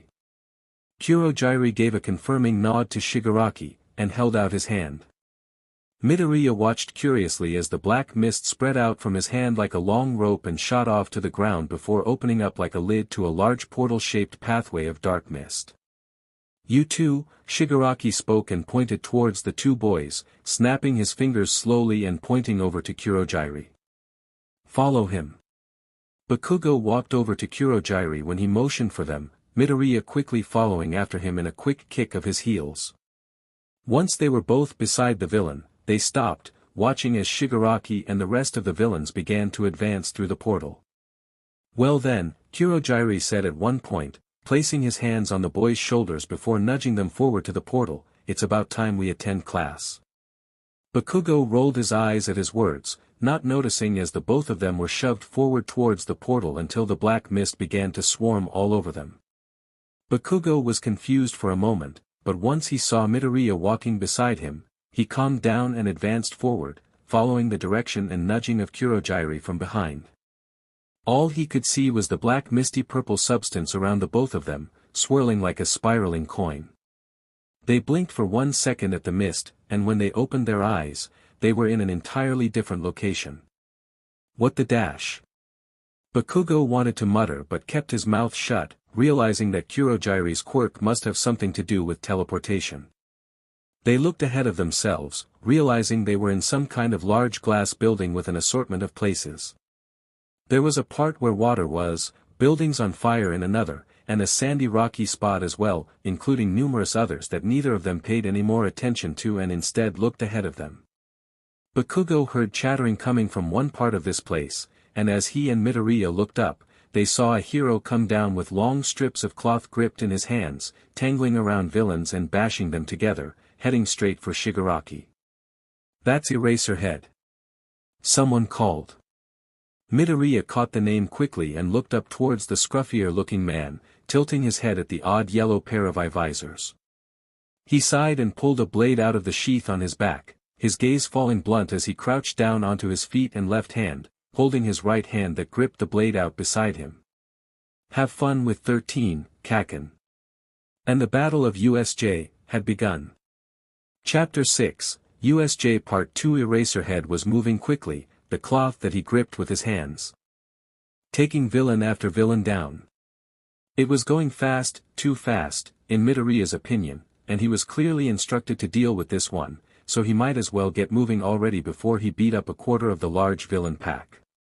Using all the force in his arms and legs, Midoriya shot himself up into the air in an exceptionally large jump, but not one high enough to each the pro hero. Kacchan. Go win, DKU. Bakugo hollered as he turned around in a quick rotating spin, holding his palm out forward before blasting a small explosion forward at the green-haired boy's back. Midoriya knew the drill and quickly, while being in the air, huddled himself into a ball just as a burst of wind whipped at his back. It sent him shooting off forward at a quick pace, leaving Bakugo to stick with Kurogiri and deal with 13 and the little bunch of students huddled up behind her. It wasn't long before he reached EraserHead, and quickly, he broke out from the spiraling ball shape of his body just as he came in front of him, holding up his arms. He slammed both of his heels on the pro hero's shoulders, taking the hilt of the blade before banging it down on his head. TCH-. The hero hissed a bit in pain, shooting a cloth up above him that tangled around a pole hanging from a taller ledge. It swung him up, and he used that to shove Midoriya off and back behind him, causing the young boy to land right in the pole by his feet due to his excellent coordination skills. Midoriya huffed a bit towards the hero as his eyes shifted coldly, watching as EraserHead landed on the ground. EraserHead yanked back at the cloth, forcing the pole to bend towards the left. Midoriya nearly faltered off of it had he not quickly grabbed onto the bar itself, saving himself from what he assumed could have led to a couple broken bones and fractured ankles. He gritted his teeth, using his arm strength to pull his body up and grapple his legs around the pole, letting go with his hands to dangle by his knees. Midoriya looked and saw Aizawa was going for the big target, Shigaraki, and some odd creature that was shadowed near him that Midoriya couldn't quite make out because its form was hidden by a load of smoke and debris that had fallen from all the fighting going on, shaking up the building. He narrowed his green eyes behind the mask and aimed his wrist towards the hero where an odd gizmo of the sorts like a bracelet strap was locked tightly to his wrist. He pressed his middle finger to his palm, and a small but strong steel thread shot out towards EraserHead. Since the steel string was so small and thin, the hero didn't realize it was there until it grappled around his right arm. Two can play at that game, EraserHead. Midoriya snapped coldly with a voice he rarely used aside from assassinating.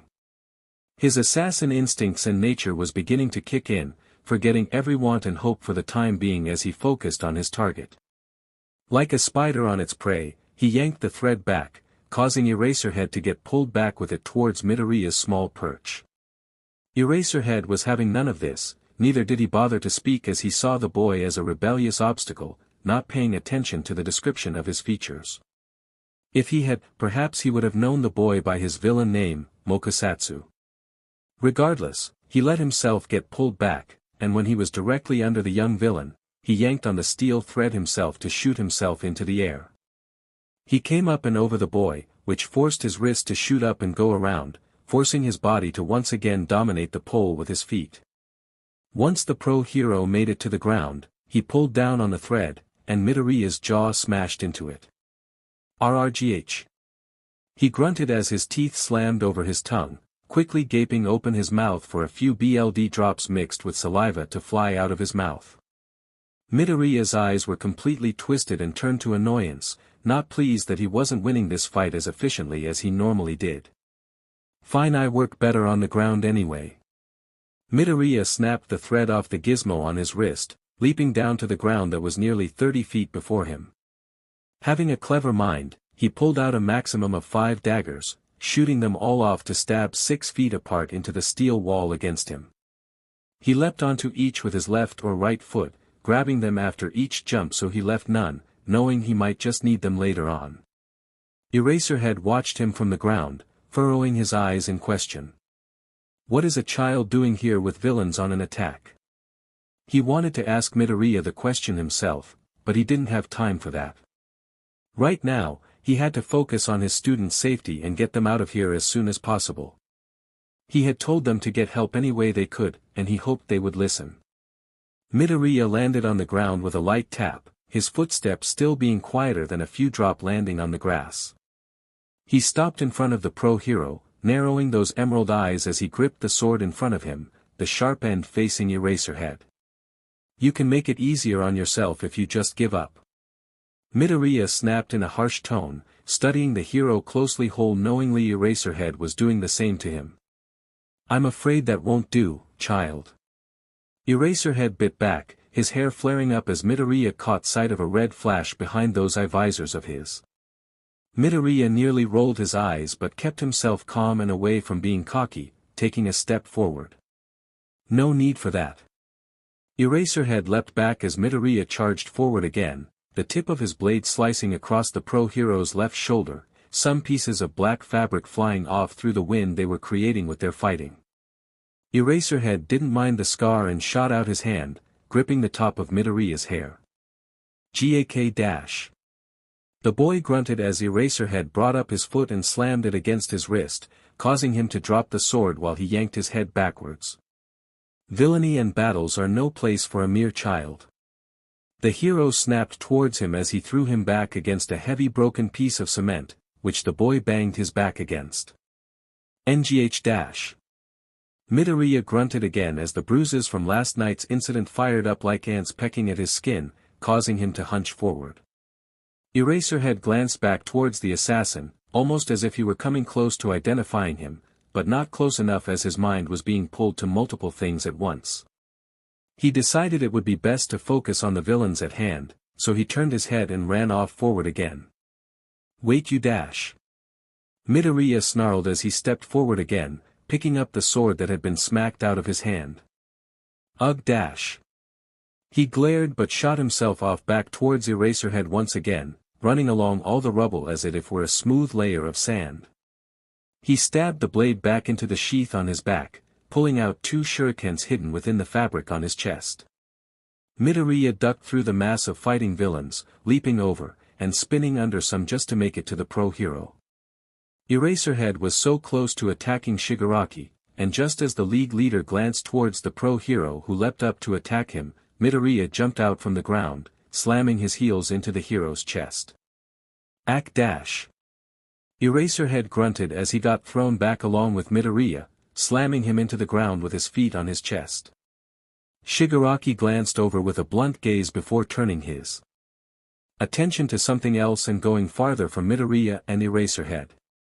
"Listen, kid," EraserHead grunted out as he shot up RHE cloth that tangled around Midoriya's neck, "I have some students to protect, so step aside, and go home. Act like a villain, and you'll be treated like a villain." Midoriya glared as he gripped the cloth, gritting his teeth as he strained to keep himself standing as the hero pulled on it. "Yeah, well, I have a body to keep from getting bruised, so why don't you help a kid out, and go unconscious?" EraserHead assumed Midoriya meant that he wanted the fighting to end so he wouldn't end up with any injuries from the battle, so he simply glared and tugged again, causing Midoriya to fall forward and allow EraserHead to stand up. Little did he know Midoriya was actually in a way pleading, if he failed the mission, or proved to not match the worth the client paid, the punishment was either a round of beating or whipping. It wasn't necessarily the type of help Midoriya should be asking for, but he didn't know if there was anything else he could ask. He wasn't raised like that. Midoriya grunted as his back hit the ground and EraserHead stood in front of him, the cloth tangling around his wrists and neck. "RRGH," Midoriya grunted, opening his mouth to a gap. "Give it up, kid." EraserHead muttered as he turned around, scanning the area for Shigaraki while Midoriya struggled behind him, the shurikens having fallen from his hands during the fall and remaining out of reach. Dumb ace EraserHead turned his head behind him, and as soon as he did his eyes were met with a strong set of fists that bashed into his forehead, a heel roughly slamming into his hip before a final mild explosion was fired nearing his waist which shot him about 20 feet away. Kacchan dash. Midoriya sputtered out as he glanced up, seeing the blonde standing there with smoke slowly rising up from his palms like a steaming kettle. Bakugo narrowed his red eyes towards the pro-hero as he crashed against something, dust blowing out all around him from the impact. Bakugo stomped over to Midoriya and ripped off the cloth around him, yanking him up to his feet.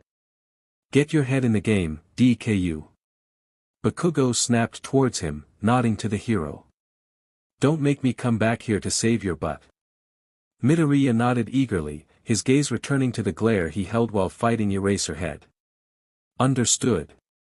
Midoriya looked back to the pro-hero who was staggering back up to his feet and lunged out again, leaving Bakugo behind to finish his own task. The blonde blasted himself back over to where Kurogiri and the mass of students were, landing on the ground right next to him. The student flinched and backed up, while others glared and stood firm, some even stepping forward. "What do you want?" One student shouted as he slammed his fists together, his body hardening like a sharp-edged rock. "Ambushing a bunch of students, that ain't manly at all." Bakugo rose his head up a bit as he slowly examined the red-haired boy, mentally noting that he must not be that difficult of an opponent, but his quirk could possibly have something against his own. He didn't say anything however and glanced towards Kurogiri, who simply looked back forward. "Students, stay behind me, it's no use," Villains 13 exclaimed to the class as she stood in front of them, but never got the chance to explain fully before the red-haired boy, and another boy with white and red hair both lunged out forward. Students The boy with the hardening quirk went for Bakugo, throwing his hardened fist towards his face. Bakugo's gaze was sharp and he dodged it easily before swinging up his right leg to crash his kneecap into the redhead's gut. Ugh dash. He grunted but didn't take too much damage to it since his chest was hardened all the same. Bakugo quickly suched around and blasted an explosion beside him as the half-and-half looking kid shot out a layer of spiky ice towards Kurogiri, which the villain just barely managed to avoid himself. The explosion smacked the half-and-half kid hard in the face, flipping him backwards as he whipped his hand to the left, sliding across a long load of ice that came. He came back around, and Bakugo dodged both his punch from the front and the other boy's punch from behind him, causing the both of their fists to crash on into the other. The half-and-half kid hissed and ripped his fist back, shaking his hand just as Bakugo slammed his two hands on the ground and picked his own body up into the air, shooting both his legs out and nailing his heel into their jaws. "It's no use, run you two. Run!" 13 exclaimed as she began to go forward to the students, but never had the chance herself. "Satsujin, out of the way!" Kurogiri exclaimed as his quirk began to swarm around the students, the mass of it going over like a thick black blanket. Bakugo was quick to start running to a direction away from the portaling quirk, but before he could make it out, the redhead reached out his hand and grabbed Bakugo's shoulder from behind, yanking him into the blackish-purple mist just as he was being sked in himself. "Sorry, but Sensei 13 doesn't need to worry about you," the hardened kid exclaimed. "You dang dash." Bakugo's words were lost as the black mass swarmed over him and most of the other students, only few being able to escape it. The black mist finally fell above them, and Bakugo found himself standing in the room of a broken building right near the corner. He suched around with a thick knife in hand, turning around only to find the exact same redhead standing there. He looked a little more nervous than before but worked it off with a grin of his own, clenching his fists. "You must be suicidal." Bakugo growled under his breath as he took an advancing step towards the UA student. "As long as you're not there to harm Sensei, I'd say it's worth being seen that way," he responded confidently, staying in one place. The blonde scoffed as he stopped in front of him, the windows suddenly shattering with glass pieces flying from one end to another as villains began to pour in. "Yeah. Let's see what your Sensei has to say about a mutilated body." While Bakugo was dealing with the student, Midoriya was still fighting EraserHead. They had been at it for minutes now, and while Midoriya was beginning to feel his breath running low in exhaustion, EraserHead still looked fine and well with stamina. Midoriya gritted his teeth as he swiped the blade forward, the pro hero dodging it for the third time in a row. "Just collapse already," he hissed while pulling out another round of 5 shurikens, tossing them forward. EraserHead narrowed his eyes at the boy behind the visor while shooting the cloth at all the shurikens, blocking them off from touching him. The green-haired boy was beginning to grow annoyed, but he did know all the villains wanted to do was kill this so-called symbol of peace, and all he had to do was hold EraserHead off until then. So he charged at him again, blocking every punch with his small figure and attacking lower to the ground with his hands and legs, managing to pull some painful hits towards the pro's legs and waist. EraserHead refused to falter and leapt up again, the cloth tightly wrapped around Midoriya's waist before he was pulled forward off the ground.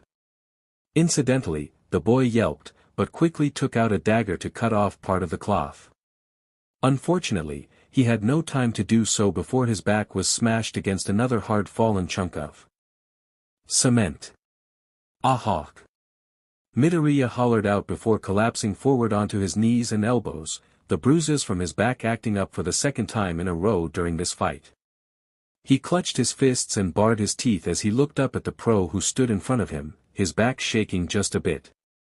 He hoped Bakugo wasn't having any problems with the bruise on his abdomen, then again, he dealt with pain better than the green-haired boy, so even if it was paining him, he would be able to walk it off for a good 15 or so minutes if it was that bad. "Yield?" the pro hero asked as the cloth shot up again. Midoriya's green eyes looked up towards the cloth that went up in the sky before looking back at the pro hero. "I never yield." Just before the cloth could tangle around him for the numerath time, He leapt up and grappled his legs around Eraserhead's neck, using his weight to bring him to the ground by harshly leaning and turning to the left. Eraserhead grunted as his back crashed into the rubble beneath him, allowing Midoriya to gain one over him. The green-haired boy quickly stood back up and reached behind him to grab his sword, only for his hand to grasp nothing but an empty sheath. His eyes wandered around and he saw his sword lying down on the ground between cracks of a crevice about 10 feet away from him. Midoriya sighed but ignored it and grabbed his dagger instead, holding it to the pro's neck. "Sorry," Midoriya muttered, moving the dagger forward towards his lunges, ready and not hesitant at all to end Eraserhead's life. Bam! Out of nowhere, a rock tangled by Eraserhead's cloth came and smashed into Midoriya's back, a firing and jittering pain shooting up. Heck! The green-haired boy was smashed down to the ground, the pro-hero quickly ripping the cloth backwards just before it smashed the boy's small figure again. Midoriya's mouth was agape, his spine throbbing with pain as he slowly grunted and shifted around on the ground to stand up, but every time he moved he felt like he was ripping a bone out of his back. Urgihun gag. Ack. Eraserhead sighed, shooting his cloth out to tangle around the boy's body again, locking his ankles and wrists together. "Gee, get that off of me!" Midoriya demanded, hissing as his back bent and the pain got worse. The pro wasn't open to listening and walked forward again, ready to knock Midoriya unconscious so he could finally focus on Shigaraki and not some villain idolized kid, as he believed him to be. BB boom. Hey! Eraserhead stopped in his tracks as he saw an explosive light shine behind him, quickly causing him to WHP around and look behind him. Bakugo stood on a higher-up ledge, gritting his teeth and narrowing those BLD red eyes of his. He had a cut down the side of his forehead, one caused by the redhead, who didn't appear to be there any longer. The blonde shot out his hand and pointed towards Midoriya. "Get the heck away from him." Eraserhead sighed in return as he turned to face the blonde, wondering why there was now two villainous children in this attack. Had they no sense of mind? Bakugo outstretched his palms again, each of them lighting up with a large explosion that he was ready to blast forward towards the pro-hero. Unfortunately, the blonde was so outraged that he had forgotten about the hero's quirk, and only remembered when his quirk suddenly disappeared from his hands. "The heck dash!" Bakugo growled as he took his palms back, hissing towards the pro-hero before his eyes wandered to Midoriya, fury lingering in his eyes all over again. "I'm gonna kill you for doing that to him dash."